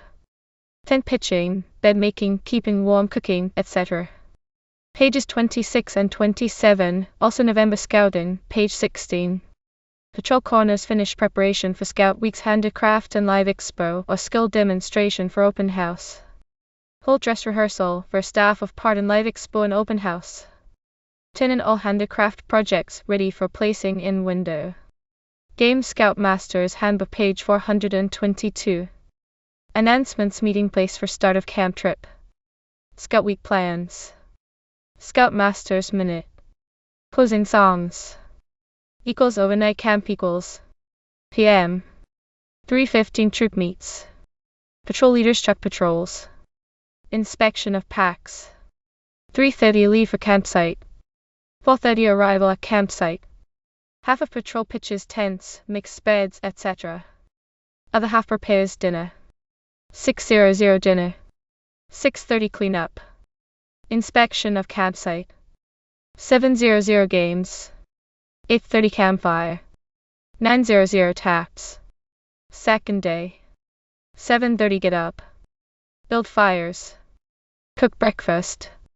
8:15 breakfast. Clean up. 9:00 inspection of camp. 9:30 winter nature hike. Look for tracks and other animal signs and animals themselves. Make cast of tracks for patrol den. 11:00 start lunch. 12:00 lunch. Clean up. 1:00 games. 2:30 break camp. 3:00 leave for home. 4:00 arrive home. Handicraft ideas will be found in December Boys Life and in the Handbook for Boys. Look in your Scout Masters program notebook for a list of free Boys Life or prints suggesting handicraft projects. Scout Week Adventure by William E. Lawrence, Director of Boy Scouting. Equals in fun and fellowship equals. It seems strange that FUN must be emphasized as a feature of scouting. For that's what scouts expect when they join a troop. That's what they must get if we are going to keep them interested. But it should be fun with a purpose, a dignified sort of fun that scouts will always remember. New games and inter-patrol contests, a better patrol and troop meetings, stunt nights, special features, such as troop attendance at the big basketball game or a troop swim at the school or Why? full-wide games on every hike and camp. These are only some ways to make scouting fun. And don't overlook fellowship. One way to stimulate wholesome companionship is to see to it that every boy is in the patrol where he fits in a patrol where he has friends, common interests with the other fellows, a leader he will gladly follow, activities he helps to plan, and responsibilities he has to carry out for the welfare of his gang. There's adventure and fun and fellowship, and it's up to us to provide opportunities for it. Equals in the out of doors equals. Many times, when boys drop out of scouting, they tell us it is because we didn't go hiking or camping often enough. or Our program is always the same old stuff. Scouts want to go OUT. We must take them out where they can master the skills of the pioneer, explorer, woodsman, or sportsman. Scouting has the program for the out-of-doors hiking and camping. But let's make it hiking and camping with a purpose to explore wilderness areas, catch bigger fish, track wild animals, tramp the trails of the old pioneers. Let's help scouts learn outdoor skills, but then, let's give them a chance to use those skills in seeking adventure. Every scout has the right to a rugged outdoor experience, but scouting means outdoor adventure. Adventure, that's scouting. But what is adventure? Webster says that it's That which happens without design. Hazard. A bold undertaking. A remarkable occurrence. A striking event. A stirring incident. To adult minds, such a definition conjures up visions. Leaving the commonplace, going into the unknown. Oh, most of us find it only in reading about the great and hazardous adventures of others. We go with Perry and Stephenson to the Arctic, or with Shackleton, Amundsen, Scott and Beyer to the Antarctic. We go up the Mississippi with De Soto, or down it with LaSalle. Or we thrill to the determination, courage and excitement in the conquest of Mt. Everest, or in flying faster than sound. Perhaps we, as adults, have few things happen to us now that we call adventures. But let's not forget that adventure is a relative thing. A boy may put up a front of being sophisticated, but he hasn't lived long enough to get around much. There are still plenty of bold undertakings, remarkable occurrences and stirring incidents ahead for him. Can't you recall some of your own early adventures? They'd seem pretty tame to you now. But were they then? Within the last few years I have hiked and camped in some of the places where I hiked and camped as a scout. I've been surprised to find that the forests are now only small wooded areas. The mountains I climbed just hills. The wide lakes hardly more than ponds. Adventure to a boy is something that is new and different. A change of surroundings. Experiencing new things in new ways. It is this promise of adventure, of camping and of life in the outdoors that lures the boy into scouting. We must keep faith with him by giving him that adventure. Not just to satisfy him, but because it is the best way we have of holding his interest. Oh, only as we hold his interest can we influence his development. But if we give a boy a good, old-fashioned, rugged brand of scouting, if we teach him to take care of himself, if once a month we take him to a not too distant spot with a pack on his back, have him sleep on the ground and cook his meals, he will have adventure. Here, with his patrol and troop, he will establish a temporary settlement. He will meet the problems of shelter and food and learn to get along with his fellows. Every new experience will bring new problems to be solved. As he grows in ability, his experiences can become longer and more difficult and thus more adventurous. Opportunities to live outdoors in rain and snow should be sought. In this way he may learn additional skills which come only from living with and mastering difficulties. When he can light a fire and keep warm with wet wood, pitch his tent, and make his bed in a rainstorm, then he will have had adventures and through them learned a lot about self-reliance. Remember Webster's definition. A bold undertaking. A remarkable occurrence. A striking event. A stirring incident. They are all there. You can find them as you work and plan your troop program. If you do, you will help boys to know themselves. You will develop in them a feeling of responsibility toward others. You will go far toward enriching the life of a boy through the scouting experience. This can be your Bold undertaking. or Striking event. or Stirring incident. this can be your adventure in scouting. 5 adventure highlights for Boy Scout Week are spotlighted below. Start them in February, but keep going the rest of the year. These are the elements which will bring adventure to the boys in your troop. Equals and special events equals. Everybody loves a BIG show. Almost every scout gets a kick out of performing for his family, friends and neighbors. The special events suggestive for Boy Scout Week give scouts a chance to be recognized. 5. 6 Scout Sunday attend religious services in uniform and take part in the service. 5. 8th Anniversary Day revive the custom of repledging oneself to the Scout Oath and Lore. 8:15 p.m. Scouts all over the country will be doing the same thing at the same time. 5. 7-11 Troop Meeting Night Open House Program. Get the new Open house. booklet from your local council. Fund demonstrations, recognition of advancement, report to parents and parent institutions on adventure and citizenship. Scouting in Schools Assembly Program and Demonstration. 5. 12th a day in the open hike or camp activities appropriate for locality and individual troop. Equals and citizenship equals. Remember last year's report to the nation when troops reported on their service projects for the coming year 1948. This is the payoff year, when we report on what we did instead of what we planned to do. This is the time to check up on your community good turns, service to your sponsor, and other service projects. Plan new and bigger activities for Scout Week 1949 and for the rest of the year. But don't stop with plans, do something. There's adventure and citizenship when scouts come to realize that they are citizens of the world too. There is no better time to revive an interest in the World Friendship Fund to help scouts in other lands. Food packages are more important than ever. Review now the results of our promises and make even more challenging ones for 1949. Equals and leadership equals. Every Scout Master knows how important his junior leaders or patrol leaders, senior patrol leader, junior assistant Scout Master, scribe and others. This hard-working staff comes in for little credit except on rare occasions. It will boost their morale, raise them a little higher in the esteem of their fellows if they are properly recognized for their leadership jobs. It will point up to parents and friends the way scouting helps boys develop their latent leadership ability. Den chiefs too should be recognized for the important part they play, recognized in the troop before fellow scouts, parents and friends. A special investiture for troop leaders at the open house, or another special occasion would be the ideal way to recognize this leadership. Make it short, make it impressive. Make the scouts feel that they are appreciated. Point up their work as adventure in living as well as adventure in scouting. Doing IT right. There are 2 ways to get the know-how of winter camping. One is the hard way, by trial and error, the other is profiting by the experience of others. We did it the hard way, which has certain advantages. Once you learn a trick, you don't forget it. But we're happy to let you in the easy way, so let's take first things first. Equals package equals.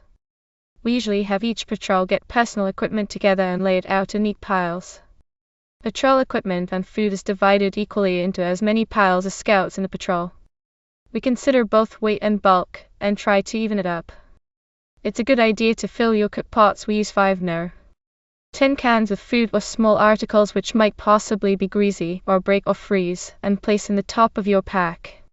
If blankets are on the outside, get them inside. If possible, protect them from the weather by rolling in waterproof ground cloth. Don't have the end of your blanket roll exposed. We found we could keep the patrol canteen from freezing by putting it in the middle of a bedroll. Equals clothing and equipment equals. As you travel and begin to heat up, peel off layers of clothing.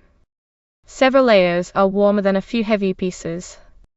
This goes for socks as well as shirts. Airspace gives good insulation. If it's raining or snowing, be sure to wear a water-repellent outer garment, removing the inner layers and packing them in the flap of your pack. You'll want them dry later at night.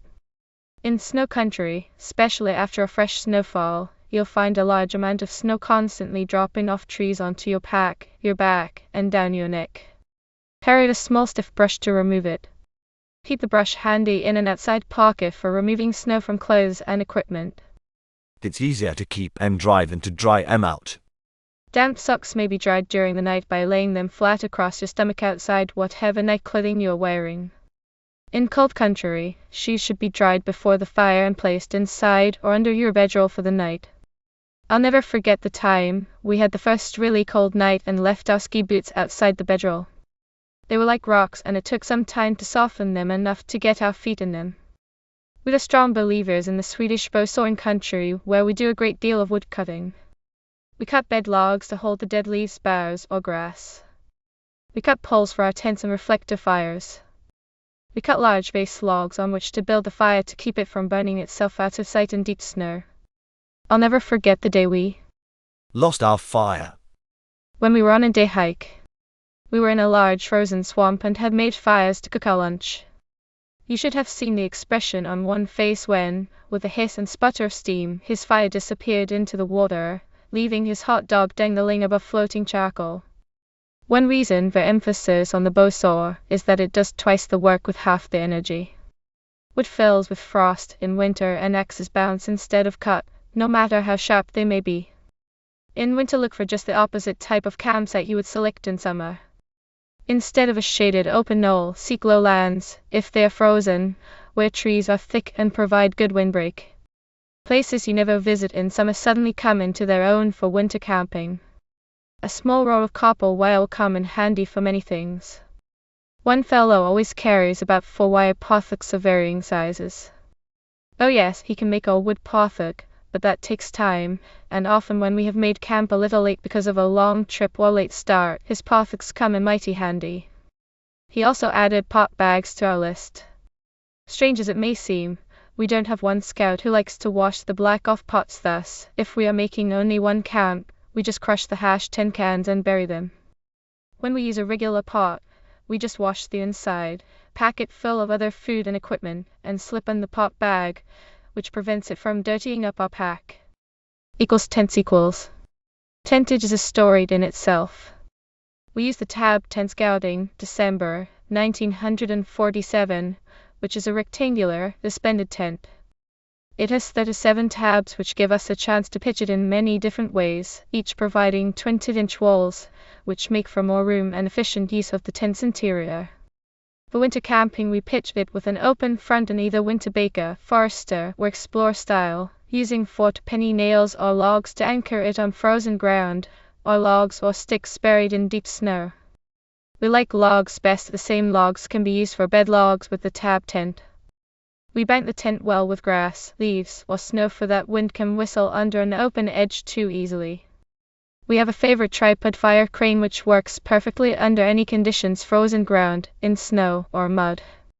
It eliminates cutting crushed sticks and pounding them into hard or frozen ground.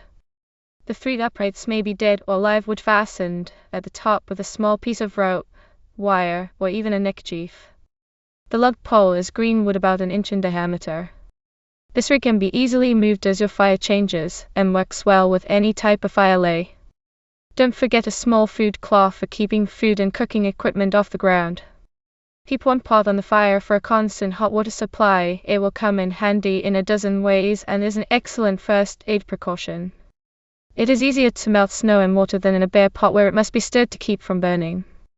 Let each individual prepare his own beverage with boiling water and the beverage powder he prefers. This saves tying up another pot. A good ground cloth is essential. Make it large enough to go under and over your bedroll. Build your bed of dried leaves, grass, or boughs. Don't rely on that summer sleeping bag alone, extra blankets are necessary. Newspapers are good insulation. Sleep with your head to the highest part of the tent so that your breath won't freeze and form a hoarfrost on the tent and fall off onto your blankets. One fellow hit on a good idea on our last trip. At night he prepared his tinder, kindling, and firewood in 3 neat piles inside his tent. When morning came, he extended one arm, in went the kindling, a match, and it's lighted, with him still in bed. A stick or two of wood and things began to warm up. By the time he had to get up, he didn't miss his warm blankets. Well, not much. We carried 2 pairs of long underwear. The one worn during the day is taken off and dried at night when going to bed and when it is warm. The next morning clothes are put on over the set of underwear worn during the night, eliminating too much exposure of bare skin, an important point, especially when you're inside that bare skin. First aid precautions in cold weather differ from regular summer. First aid shock is greatly intensified in cold weather. Blankets and canteen hot water bottle are handy. How to treat for frostbite is required knowledge. Make preparations against snow blindness in northern regions. Temporary sunglasses may be made with cardboard, cloth, or wood with slits cut through, fastened in place with adhesive tape. Watch out for your feet. Wear several layers of light wool socks with large-sized waterproof shoes, shoe packs, or ski boots. Tight-fitting ski boots will cause you trouble. Lay down boughs or branches around your fire. You can walk on them and thus keep your feet out of wet snow or mud caused by the fire's heat. You'll pick up other ideas as you go along. It's not difficult, and you don't need special equipment or skill. All you need is the spirit of adventure, the spirit your scouts have, and the desire to try something different. It's fun.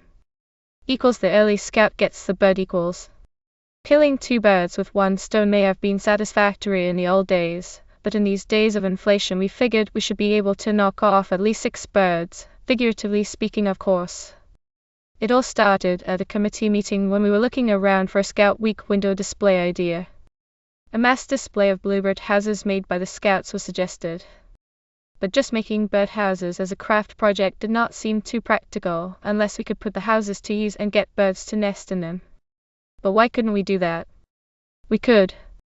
We did. And this is how it worked. First of all, each committee man made 1 birdhouse, using the pattern shown here and an old apple crate for scrap lumber. That was to prepare the committee man to help the boys. It also gave us a start with 10 houses.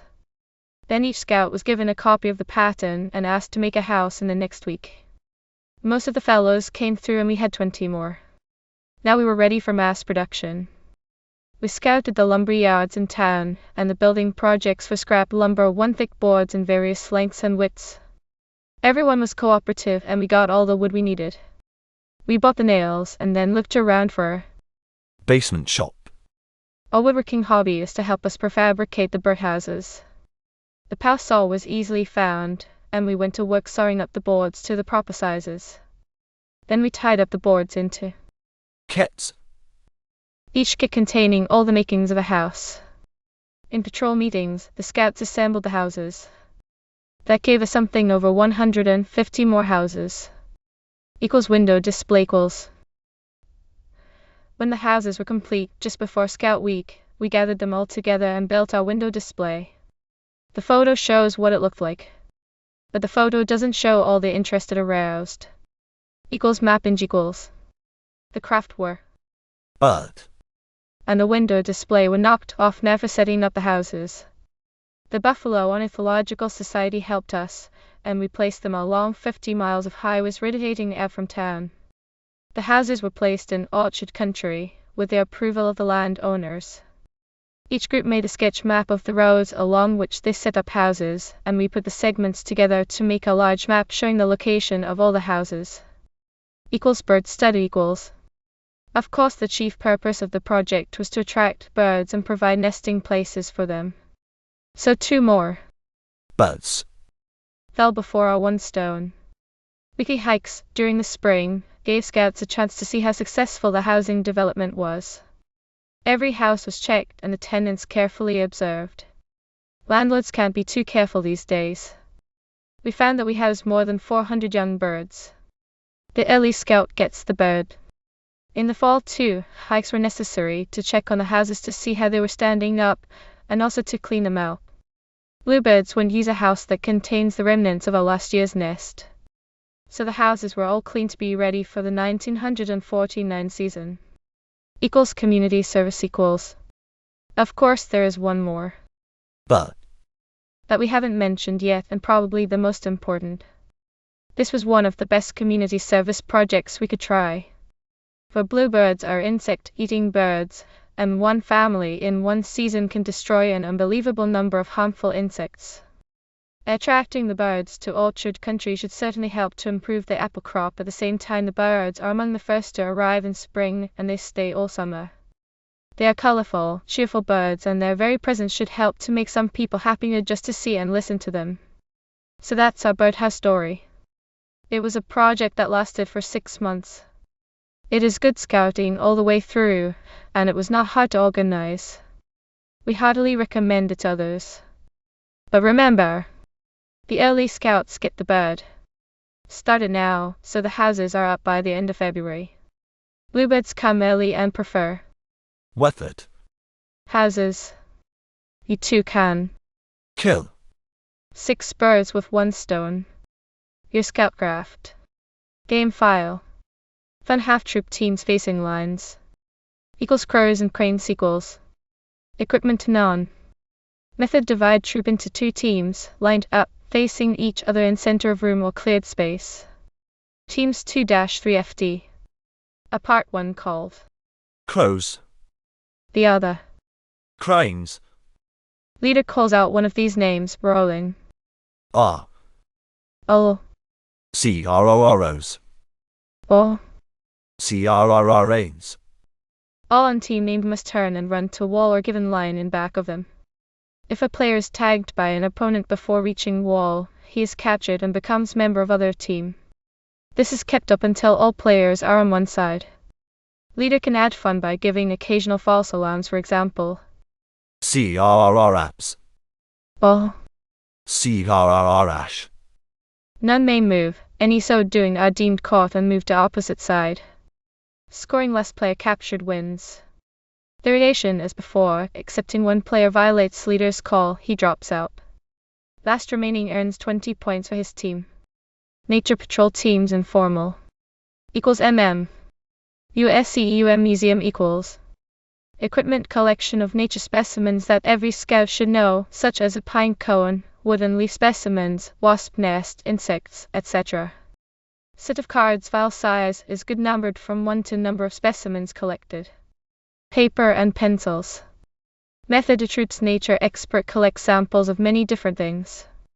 Each item is placed on or attached to a numbered card. Collection is placed before troop. Each patrol is given a sheet of paper numbered from 1 to number of items displayed. Patrols write down items they are able to identify. Scoring lists are turned over to judge, who gives 1 point to each correct answer.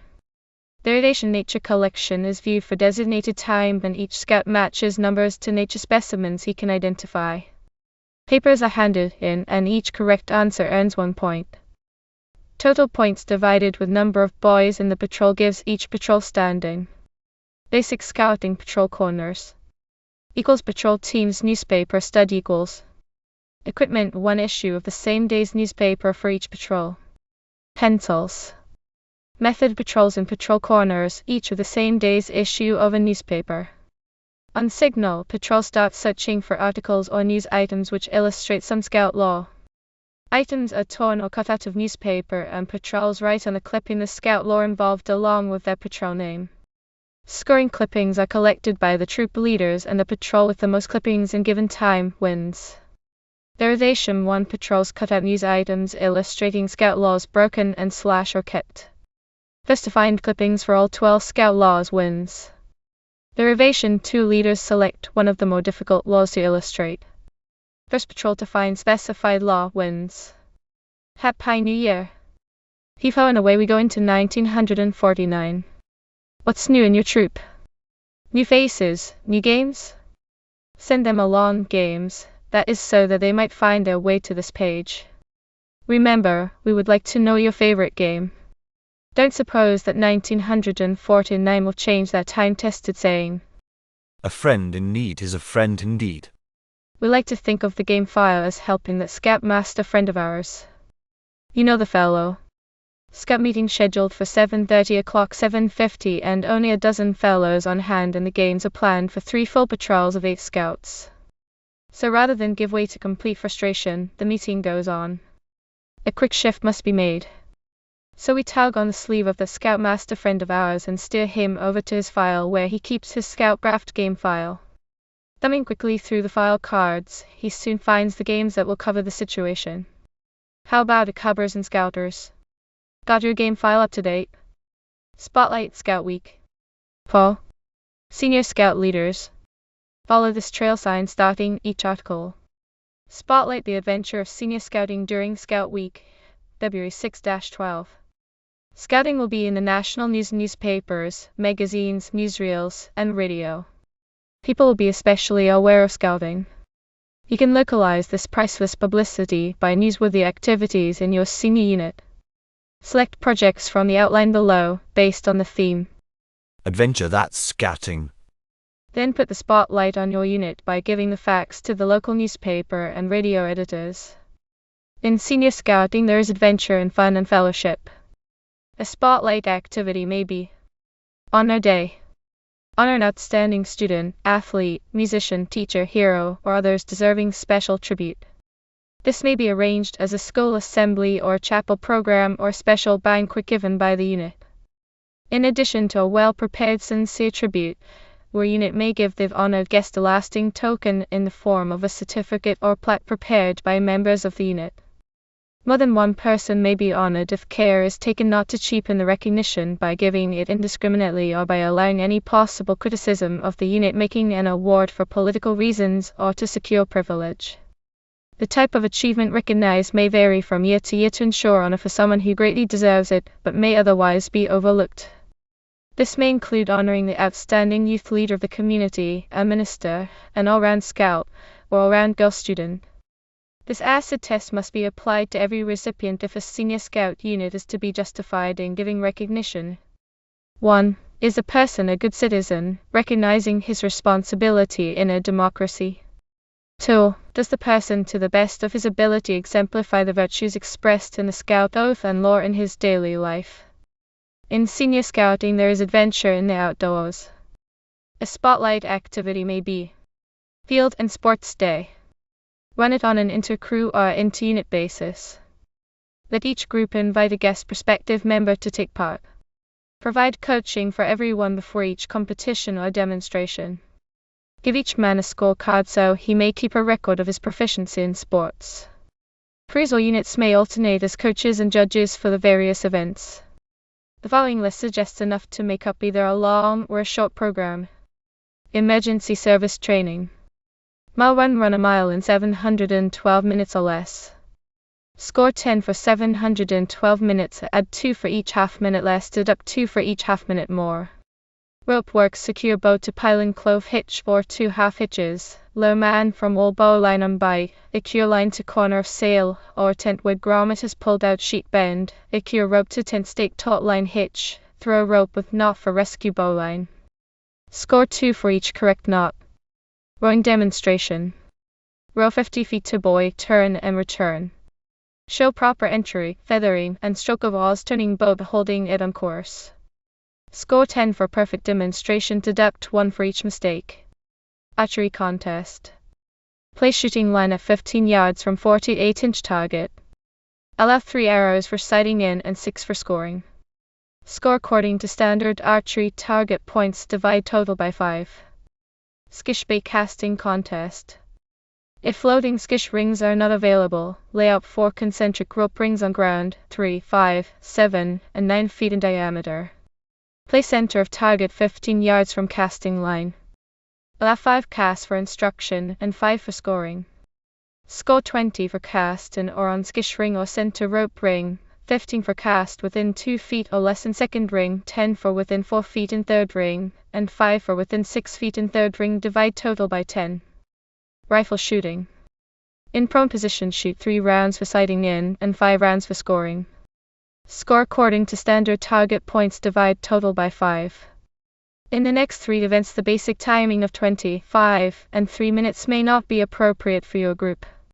Try each event a few times and determine the average time to use as a base. Compass racing. Lay out a course that will take about 20 minutes on the average. See Scouting magazine, September 1940. Score 10 for 20 minutes, add 1 for each half minute less, deduct 1 for each half minute more. Canoe carrying. Lift a canoe from the ground with aid of tree or rack to lean it on, make portage, carry 25 yards and return, and lower canoe to ground. Score 10 for 5 minutes, add 2 for each half minute less, deduct 2 for each half minute more. Disqualify for rough handling of canoe. Axemanship. Chop 10-12-inch log in 2, using long-handled axe and taking all safety precautions. Score 10 for 3 minutes, add 2 for each half minute less, deduct 2 for each half minute more. Buxomanship. Place 6-inch log on sawbuck. With buck saw, cut off as many sections about 2 inches thick as possible in 5 minutes. Score 1 for each section cut. The following are demonstrations for which you can work out your own scoring system. Rope rescue. Rescue a man marooned across a ravine or stream 20 feet wide. Use ropes, vines, temporary bridge, or raft. See Scouting magazine, March 1947. Wild foods. Find as many wild foods as possible and prepare enough for tasting by the whole group. Overnight camp. Set up a crew camp with proper shelter, beds, sanitation, water supply, and fires. Breeches buoy rescue. Rescue a man from a mast 40-50 feet away. See Sea Scout Manual. Chapter 18. In senior scouting there is adventure and citizenship. A spotlight activity may be home management. Encourage senior scouts to take over the management responsibilities of their families for 1 week, with the cooperation of the parents. Each will plan menus, purchase food. No, he won't have to cook it, make payments of bills, plan family entertainment, include cost, and finally report to the family showing the saving if possible on a satisfactory program. Preliminary conferences with mother and dad will be necessary to learn certain routine and long-term obligations as well as to establish a family budget if one is not already in operation. Senior briefings. It's on ice. If your unit is in the 2/3 of the states in the snow belt, it can do something spectacular when called on this winter for an act in a council circus, high school assembly, or Scout Week demonstration. That is an ice rescue staged in realistic fashion. A skater gliding around a pond suddenly breaks through. As he thrashes around in the water, another skater comes along, tries a rescue by incorrect methods, gets too close, and also breaks through. Then 2 senior scouts instead of the Lone Ranger come along and rescue the skater swimmers. The action takes from 5 to 10 minutes, depending on how much of a script is written for it. A commentator verbally sets the scene and explains the wrong and right rescue techniques as they are used. If a public address system is not available, a megaphone or a strong voice should be sufficient. The spectacular part is the staging.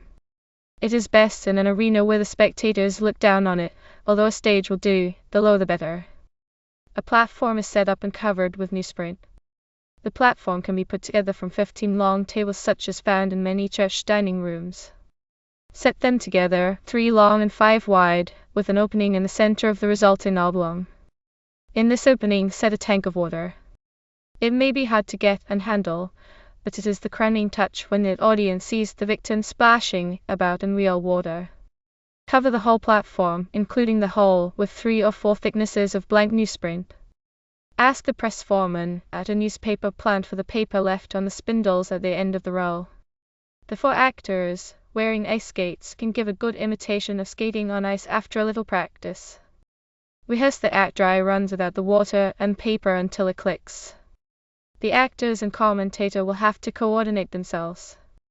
The men at the mic may have to work up a few ad-libs where action might slow down in a performance. Then have a dress rehearsal. Ice rescue techniques may be found in the Safety Merit Badge pamphlet and the Scout Field Book. Game equipment. Game equipment in your headquarters comes in handy during parties, and also is a pre-meeting attraction. The one danger is that sometimes the games are so popular they stretch the pre-meeting period over the major part of the evening. However, that can be avoided by a gentleman's agreement to close the games at a definite time on meeting nights. Game equipment can be bought, of course, but it can be made inexpensively. Darts is a game the GIs found popular in wartime England. Make the target of corrugated cardboard cut from a large carton. Mark colored concentric circles on it with crayons. Make each dart of a matchstick kitchen size. On one end lash a needle with thread. On the other glue 4 small paper fins. Hang the target on the wall and let fly with the darts, making sure the firing range is not a thoroughfare. Table tennis requires a smooth 5/9 playing surface. If you don't have a suitable table, get a piece of 1/2-inch plywood. Sometimes you can make a better deal by taking 2 large scraps of standard pieces, sawing them to 5/412 and then hinging or cleating them together on the bottom. If you don't want to bother putting legs on this playing surface, lay it on a large table or 2 small ones, just so it is at least 30 inches off the floor. Make paddles of 1/4 or 1/8-inch wood, whittled or cut with a coping saw to shape and then sandpapered. They may be any size, but generally are 6/12 overall. The net must be 6 above the table. Make it of cheesecloth or muslin, hemmed and reinforced with strong cord threaded through the hems. Hang it from dowels set in cleats that extend beyond the table edge at the center line. Buy a supply of balls at the dime or sports store, or mail order house, and soon you'll be searching for them under the furniture. Other games for which you can make most of your own equipment are shuffleboard and paddle tennis, providing you have floor space of 52/6 for the first, and 20/44 for the second.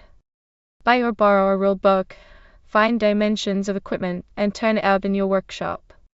Emergency service for seniors. Before the swirling flood waters had stopped pouring into Vanport, Oregon, last May, Sea Scouts were driving rescue boats through the break in the levee. They had been alerted 2 days earlier, and were ready when called. Will your senior unit be ready when needed for disaster duty? You cannot answer that question easily because flood, fire, explosion, tornado, and earthquake strike so suddenly that there rarely is time for alerting. You may even think you will never have to face an emergency. But remember, few of the people at any scene of disaster expected it to happen to themselves. One thing is certain, if an emergency does occur in your community, senior scouts who have had emergency service training will be very greatly appreciated men to have on hand. Every registered senior scout unit is a potential emergency service corps. As a senior scout registers in his unit and becomes an apprentice senior scout, he can, at the same time, become an emergency service apprentice. These emergency service corps consists of senior scouts in their existing units, under their own leadership, or crews of emergency service corps members and registered Boy Scout troops, under their own unit leadership. The term crew replaces patrol in troops, thus indicating that it is a young man's group. There are 3 good reasons for promoting emergency service training in senior units. 1. Senior scouts are often the first to be called for service when disaster strikes. With this in mind, emergency service training stimulates interest in the service principle of scouting, as outlined in the oath, law, and motto. 2. As one of the important parts in the vigorous physical activity program requiring knowledge and skill, emergency service training can be one of the important activities planned and promoted by the outdoor committee. 3. It develops knowledge and skills which contribute to the worthwhile training of the scout, and ensures his effectiveness in time of emergency. The NEWPLN equals. One of the most important changes in the emergency service training plan is that the emphasis is now on training being carried out within the unit, under unit leadership. It is recommended that the local council have a member of the district commissioner staff specialize as a coordinator of all emergency service corps units within his district. His responsibility would be to coordinate and supervise the activity of emergency service corps within his area, organized in senior scout units and emergency service crews within scout troops. He would stimulate emergency service training within the unit, providing lists of qualified instructors and the various skills required for corps membership. He would recommend joint planning of inter-unit and district activities for the purpose of emergency service training, practice, and demonstration when and as desirable. If an area larger than a geographical district is stricken, a scout executive, a field executive, or special field commissioner should serve as special director and coordinator of the various emergency service corps involved. Start now! Now is the time to start pointing out the various phases of emergency service training to program planning committees and indicating how it affects them. Get them to suggest plans for organizing a corps within a unit. The senior scout is immediately qualified as an apprentice emergency service corps member if the information obtained in any recent medical examination is sufficient to cover the items listed on the application for membership form C1278 CAT. No. 4425, by adding the health history and filing the application with parents' approval. The next step is to develop activity programs which will enable him to qualify for full membership. The requirements for the emergency service corps are as follows. Be a registered Air Scout observer, explorer, woodsman, ordinary Sea Scout, or first-class Scout of 15 or over, in excellent physical condition as shown by medical examination. He must run 1 mile in 712 minutes, and climb an 18-foot rope, hand over hand in 25 seconds or less. He must whip the ends of a rope of at least 12 inches in diameter, and tie square knot, sheet bend, bowline on a bight, 2 half hitches, clove hitch secured with half hitch, taut line hitch, and timber hitch. Finally, he must have the written permission of his parents or guardian, the approval of his unit leader, and must have earned the following merit badges: first aid, firemanship, life-saving, pathfinding, personal health, public health, rowing where necessary, and safety. Scoutmaster's Minute. Sometimes knowing the right thing to do in an emergency is just as important as having the courage to do it. That's one reason why in scouting, first aid is an essential part of the scout requirements. For instance, if second-class Scout Gerald Maley of Cleveland, Ohio, had not practiced his first aid, his friend would not be alive today. Last November, Scout Maley with his friend Norman were crossing a railroad bridge when the wind blew Maley's hat off. It landed somewhere in the railroad yard under the bridge, and the two boys climbed down to the yard to recover it. They hunted but could not find it. Suddenly, Norman had an idea. I'll bet it's on top of that boxcar over there. Up he climbed to look for it. Halfway up he slipped, tried to save himself, and grabbed a live wire which was hanging low. The shock knocked him to the ground, and the scout ran to help him. Norman lay without moving, and the scout thought at first he was dead. But he had been practicing his first aid in his patrol. He immediately started artificial respiration in earnest, just as he had practiced it in meeting the week before. Soon Norman was breathing again, but screamed in agony as he came back to consciousness. He was terribly burned about the hands and arms. Again the scout went into action. Hang on, I'll get you up to the road. We'll find somebody who can get you to a doctor. Transporting injured, he said to himself. No chance for a 4-man carry now. I'll have to use a good old pack strap. He got Norman's arms over his shoulders from his back and somehow managed to get up the bank to the bridge. Here he had to rest, but fortunately a car passed soon.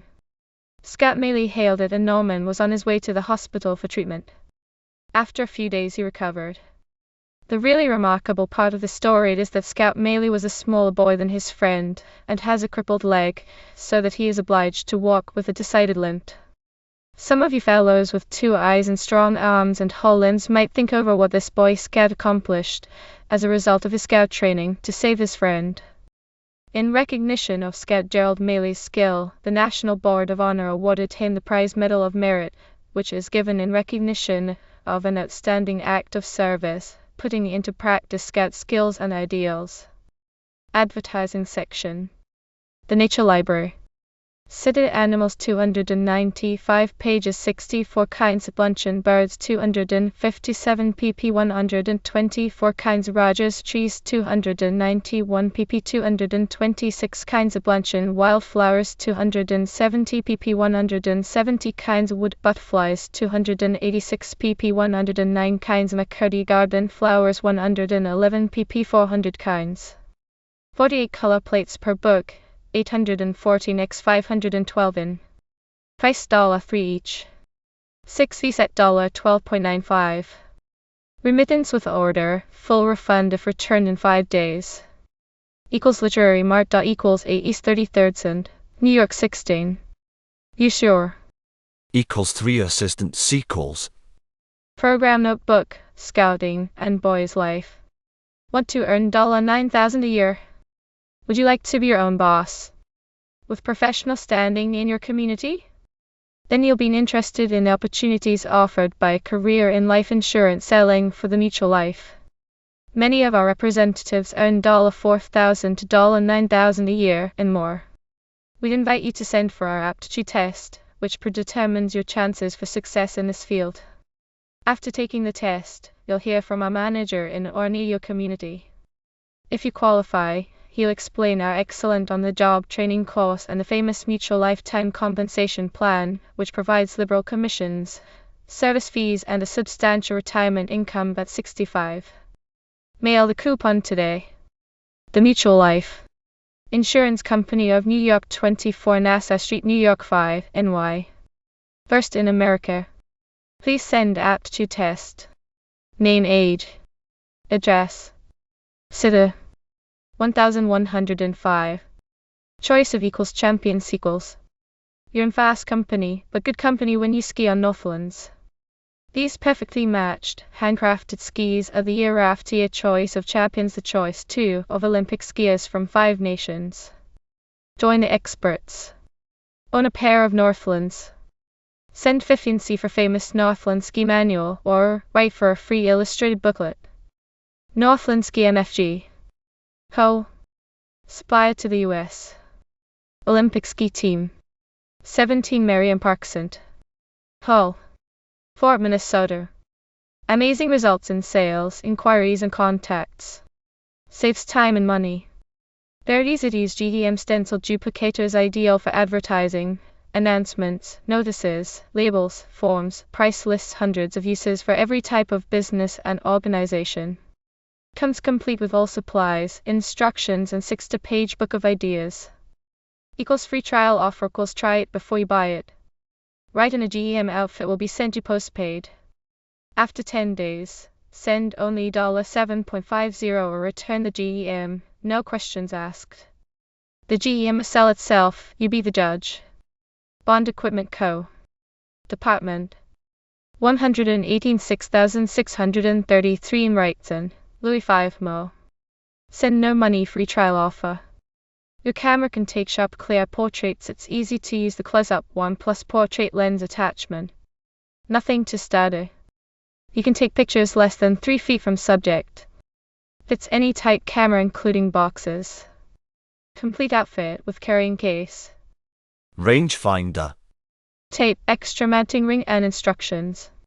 Only equals $1.15, $1.25 in Canada. Satisfaction guaranteed equals. Send only $1.15 for immediate postpaid shipment. If you prefer, order COD paying $1.15 plus fees upon delivery. In ordering, state camera make and model. Superior Photo Supply Co. Department A 15 box 821 St. Louis 1 Mo. Be popular with magic. Be the life of every party. Do clever tricks with cards, coins, cigarettes, ropes, etc. also. Mind reading. Get this magician's book. 102 easy to do magic tricks. And a copy of Magic is fun. magazine. Mail 50C today coins or stamps. Large catalog of professional apparatus will be included with order. Satisfaction guaranteed. D. Robbins & Co. Department Gs 4 152W 42 St. NY 18 NY. Now 2 Plumax is just for scouts. National AXE 16 handle. Weight of head 134 pounds. Official Scout Axe 14 handle. Weight of head 114 pounds. The Plumax was the first official piece of Boy Scout equipment. Vetar, Plum, Inc., Villa 37 par. How to shoot a rifle. A brand new, inexpensive guide to expert marksmanship, the official training guide for the National Rifle Association and its 300,000 members. Here's everything the beginner wants to know, or the expert wants to check: shooting positions, different types of rifles, sights, ammunition, ballistics, range building, etc. 252 color photos and drawings make each point crystal clear. How to shoot a rifle is tailor-made for those who have to teach others to shoot, whether they're showing beginners how to qualify for the marksmanship badge, or introducing a clean, finely coordinated sport. Only $1.75. Order today from equals the Sportsman's Pre-Sequels Department. 51115 17th cent. NW, Washington 6 DC. Equals given equals famous American set plus flag set plus national park set plus the presidential set to $5. A total of 90 stamps, absolutely free to customers for our unsurpassed United States or foreign selections. Send 3C postage for 15 of the above mentioned stamps plus full particulars. Department 1111 Triborough Stamp Co., 145 Nassau Cent, New York City. Indian fire pumps protect lives and property. Order now. Send for catalog. When fire strikes, extinguish it quickly with an Indian fire pump. The same outfit fire departments and foresters use so effectively. 5 gal. 10 carried slung on back. Pump throws powerful pressure stream of spray. Thousands in use. Clear water or water wetter does the job. Be prepared. Dear Boy, Smith & Co. 408 Main Street. Utica 2, NY. Just a minute, I have a problem, and I'm glad. said someone. We looked up to see, you guessed it, our old friend Scoutmaster Blimp. His troop is just as lively as ever, maybe more so. It's a good troop. Who in the world We asked. ever heard of anyone being glad he had a problem? Oh, but you don't understand. Blimp went on. My problem is the kind you can be glad about. Want to hear the details? Is it optional? We asked, knowing better. No, Replied Blimp. it's very simple. Before I got wise to myself, I used to worry a lot about what in the world to do at troop meetings. Since I have started using the program notebook and all the swell ideas in Scouting C content, page 1, and since my scouts have been reading Boy's Life, I have a new and interesting problem. With all this material, we worry about what to leave out. Troops which discovered this new problem have just about finished a 1 month of compass work and orienteering, with a world of usable games and teaching methods in scouting, and almost an entire issue of Boy's Life showing the scouts the How? of it. There's no excuse for running out of ideas. The same is true of January. The December issue of Boy's Life, which will soon be on its way to your boys, is crammed full of ideas on Handicraft. the very popular theme for January. Your scouts will feast their eyes on a swell photo feature called Beadwork. a Ben Hunt special, which will bring out that Indian in a lot of our boys, and that's good. This one feature will be reprinted. If you need a few, just drop us a card. Other handicrafts include Tie pins. by Glenn Widener, no, not pie tins, and a bunch of back of the book nifties you'll want to try. Of course, Green Bar Bill scores his usual bullseye with a page of terrific ideas for PLS, and all the usual features, articles, and shorts. We toss up an action-packed basketball serial Backboard magic. by Howard M. Breyer, as well as Rambling Christmas Tree. Oh, Voice of the Ugly Truck. by Ward and Kenley respectively.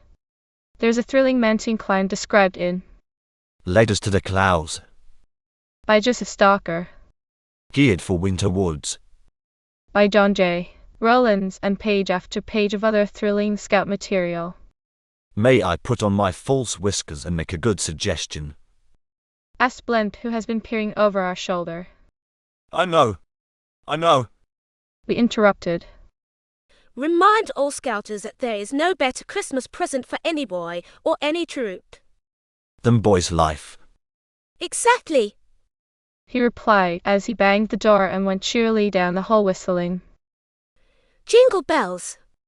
LHA MC Masters for Boys Life. Cub Leaders Roundtable Index. January to June 1948. C Scouting Index for September to December equals games, hobbies, tricks, stunts and songs equals month page. 4 tricks Jan. 3 games for February Jan. A feats of skill Feb. 2 games for handyman Feb. 7 some tricks for Feb. 8 March. Danes Mar. Sec. Indian Games April. 7 Outdoor Games May 5. Summer Games June 2. Nature Fun June 3. Handicraft equals Cub Scout Handyman Feb. 4 Make a Yarn Ball Mar. 7 Indians April. 4 Shelters and Shanks May 2. Inspirational equals Times of West and Jan. 1 Happy birthday to us Feb. 1 Can Emmy grow M Mar. 1 Save M. 1 equals 3 Mar. A My Boys April. 1 Jimmy's World May 1 equals Pack and DN. Activity equals Jimmy and Snooker April. 2 Indian Council Fire April. 8 Meeting Cub Scouts at Work May 7 equals Pack and Den. Administration equals Helping You Jan. 6 Children Make Friends. Officers Meeting Feb. Sec. Your May Parents May 4 Meeting. New Ceremonies Book June 8 Program Planning equals New Achievement Jan. 2 Program Outlines Jan. 3 Blue and Gold Month Jan. 4 Theme for February Feb. 4 Cub Scout Handyman. Theme for March Mar. 4 Legends and Traditions. Theme for April 4 Indians. Theme for May 2 Shelters and Shacks. Theme for June 4 Cub Scout Chefs. Theme for July Ma. 2 Achievement Helps April. 3 Pack Leaders Meeting April. Sec. New Cub Scout Books May 6. Index for 1948 Scouting. Awards, Badges, Requirements, Uniforms and Ceremonies. Month page. Revised to New Jan. 16 Requirements and Insignia. Basic Scout Feb. 8 Requirements. Investiture for Feb. 32 Patrol Leaders. The Keys of Scouting Mar. 5 The Arrow Works April. 8 Order of the Arrow. Realigned April. 9 Requirements. The Way You Act the Sept. 7 Way You Look. Awards for Sept. 39 Inter-Troop Contest. Conservation. Month page. Scout Citizens at April. 11 Work Conservation. Conservation April. 31 Education. Cub Scouting. See also CUB Leaders Roundtable Index for January through June on page 38. Games, hobbies, tricks, stunts and songs equals Who's Scared? Oct. My. Doctor. Who's Oct? 13 Play with to Oct. 14 Advancement. Cub Scout Games Nov. 15 Then Doings Deck. 19 Cub Scout Treasure Deck. 20 Chest. Handicraft Goodwill Nov. 10-11 Toy Repair Nov. 13 Pack and Den Activities equals It's as simple as April. 18 ABC. Preview of coming Sept. 13 Events. Pack Meeting Sept. 21 Oct. 12 Nov. 12 Goodwill Nov. 10 Musical Instruments Deck. 17 Pack, then Administration equals Lean Brother, Lean Jan. 14 Jimmy and Tommy Feb. 12 How to Make Friends Mar. Foreign Influence Kids. Only a mother can make to love him. Your annual planning Sept. 14 Activities. I said no. Sept. 15 Fifth Dwellers Nov. Don't forget the deck. 11 Dena. Program planning equals February in the Cub Jan. 14 pa. March in the Cub Feb. 13 pa. April in the Cub Mar. 13 pa. May in the Cub Pack April. 19. June in the Cub Pack May 13. Summer in the Cub June July Pack 12. Parents meet Sept. My. Your annual planning Sept. 14 Conference. Roundup time Sept. 16. Theme for September Sept. 20 Trading Spree. Theme for October Oct. 8 Making the new elective program work. Parade of Oct. 10 Achievements and electives. Theme for November Oct. 14 The Play Way to Advancement. October Pack Leaders Oct. 15 Meeting. Goodwill Nov. 10. Theme for December Nov. 12 Christmas Pack Meeting. Blue and Gold Week Deck. 12. Music and Minstrels Deck. 14. Gentlemen Be Seated Deck. 16. Equals Inspirational Equals. Scoutmasters Minute Jan. 24 Feb. 30 April. 29 June July 30 Sept. 40 Deck. 36. Can Scouting Me Feb. 2 Boys Needs in 1948. You and the Scout Feb. 7 Citizen. Letters to the Feb. 31 Editor. Under Polaris Mar. 2. Profitable Ma. 3 Experiences. If I Were a Ma. 7 Neighborhood Commissioner. The 519 Mar. 12. Props for Freedom Apper. 2. Only a mother can May 2 love him. Parents of People, May 5 2. September Feet Sept. 4. Fable of Patrol That Sept. 23 Didn't Work. Are We Pied Pipers? Oct. 2. Ongoing Modern Oct. 16. Adventure That's Nov. 6 Scouting. A Den Mother's Nov. 7. Okay. Good turns begin at Nov. 20 Home. The Whole Scout Sept. 8 Family. The Brave Shake with Nov.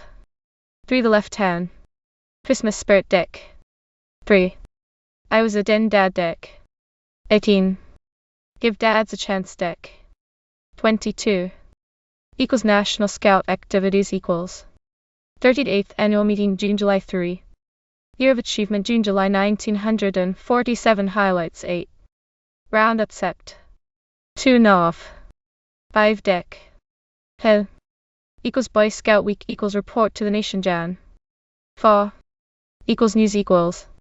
Photographic Contest Feb. 28. 38th National Feb. 28 Council Meeting. Know the Most Troop Feb. 28. 15th Lincoln Feb. 28 Pilgrimage. Audubon Nature Camp Mar. 20. 1948 Camping Schools Mar. 20. Membership Figures Mar. 20 June July 27. Your report went to APRA.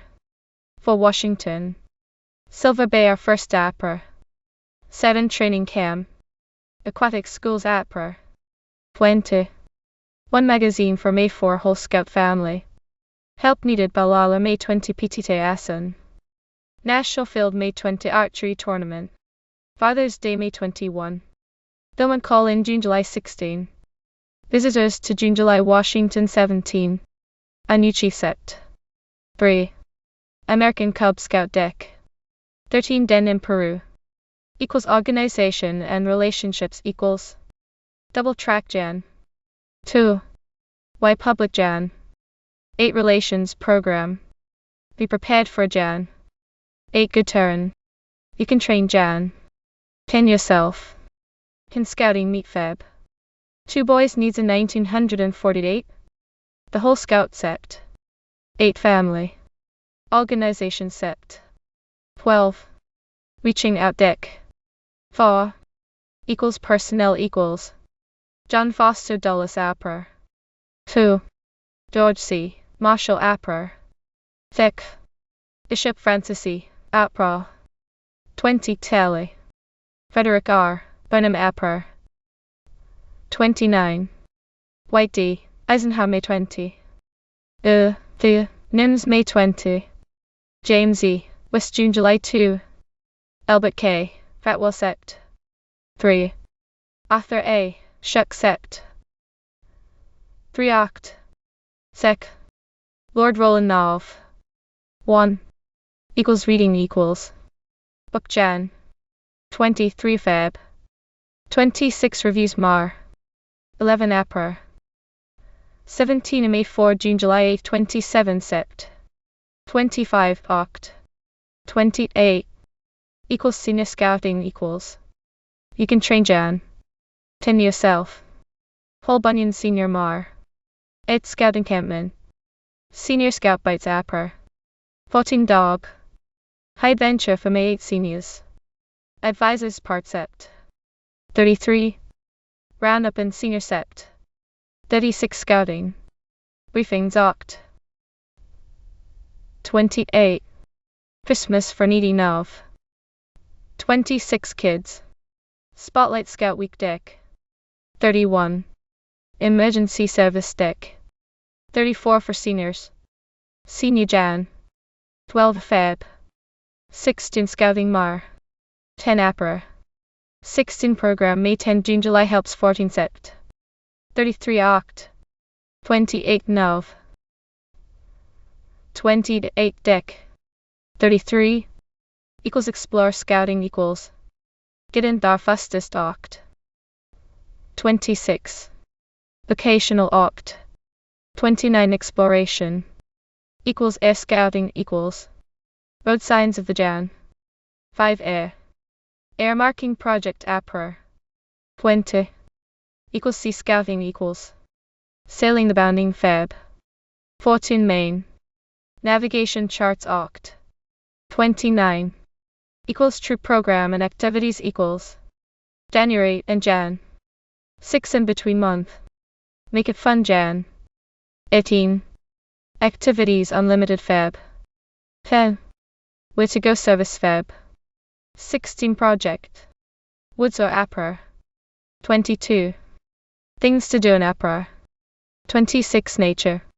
Film and Calling June July 16. Adventure at Home June July 20. Bush Planning Sept. 24. Troop Roundup Sept. 26. Using Patrols Oct. 18. Program Payoff Nav. 18. Scout Week Adventure Deck. 24. Equals Camping and Hiking equals. Going at Light Mar. 15. Camp Cookery Mar.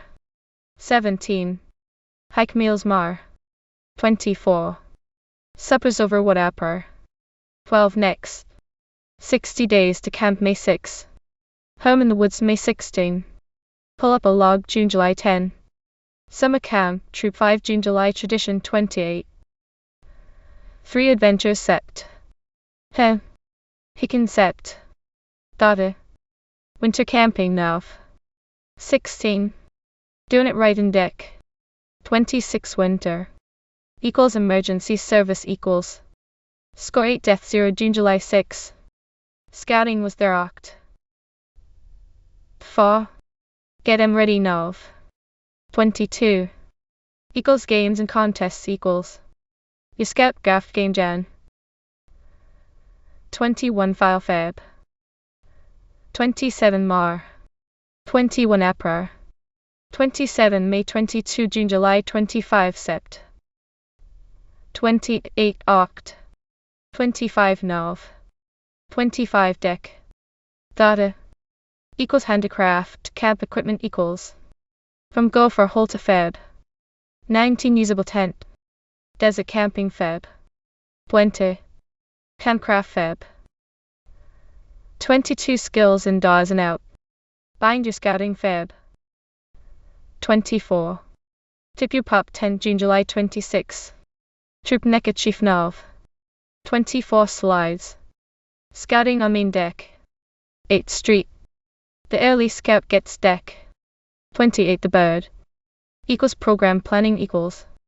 Planning February, March, for April, May, June, Summer, September, October, November, December and January Jan. 17 Feb. 18 Mar. 14 April. 21 May 15 June July 19 Sept. 29 Oct. 19 Nov. 21 Dec. 23 Scotjan. 9 Food Citizens Production Feb. At Works 9 Cleanup Mar. World 6 Conservation Friendship April. 11 Health May 14 Water Safety June July 18 Organizations Sept. 12 Scouting Skills Miscellaneous. There's something Oct. 22 New. What a compass is an Oct. 24 Swap Corner Oct. 31 Scout Shorts Nav. 24 Dec. 21 Equals World Friendship equals Scout Citizens Ajan. 9 Work World Friendship. Food Production Feb. Why? Thanks American Feb. 28 Friends. Under Polaris Mar. 2 World Friendship Mar. 10 Ball. Another way to help April. 20 World Friendship June July News 13 World Helps Nav. 14 Deft. For everyone in Scouting. Christmas cards wish them all a Merry Scouting Christmas. No. 9,118 Boy Scouts at no. 9,119 Cub Scouts set 10 cards with envelopes 50 per box. Scouting gift list. A hint for committee men. CDs and many more at your local Scout distributors. Gifts for boys, gifts for adults, volunteer workers and professional men. Every one of your friends in Scouting will appreciate something official. You can choose from scores of items in every price range, all fine values, and your gift is sure to win deep appreciation, for these are items that perform useful service all through the year. Here are just a few ideas. See your distributor for many more. When ice happens, know what to do.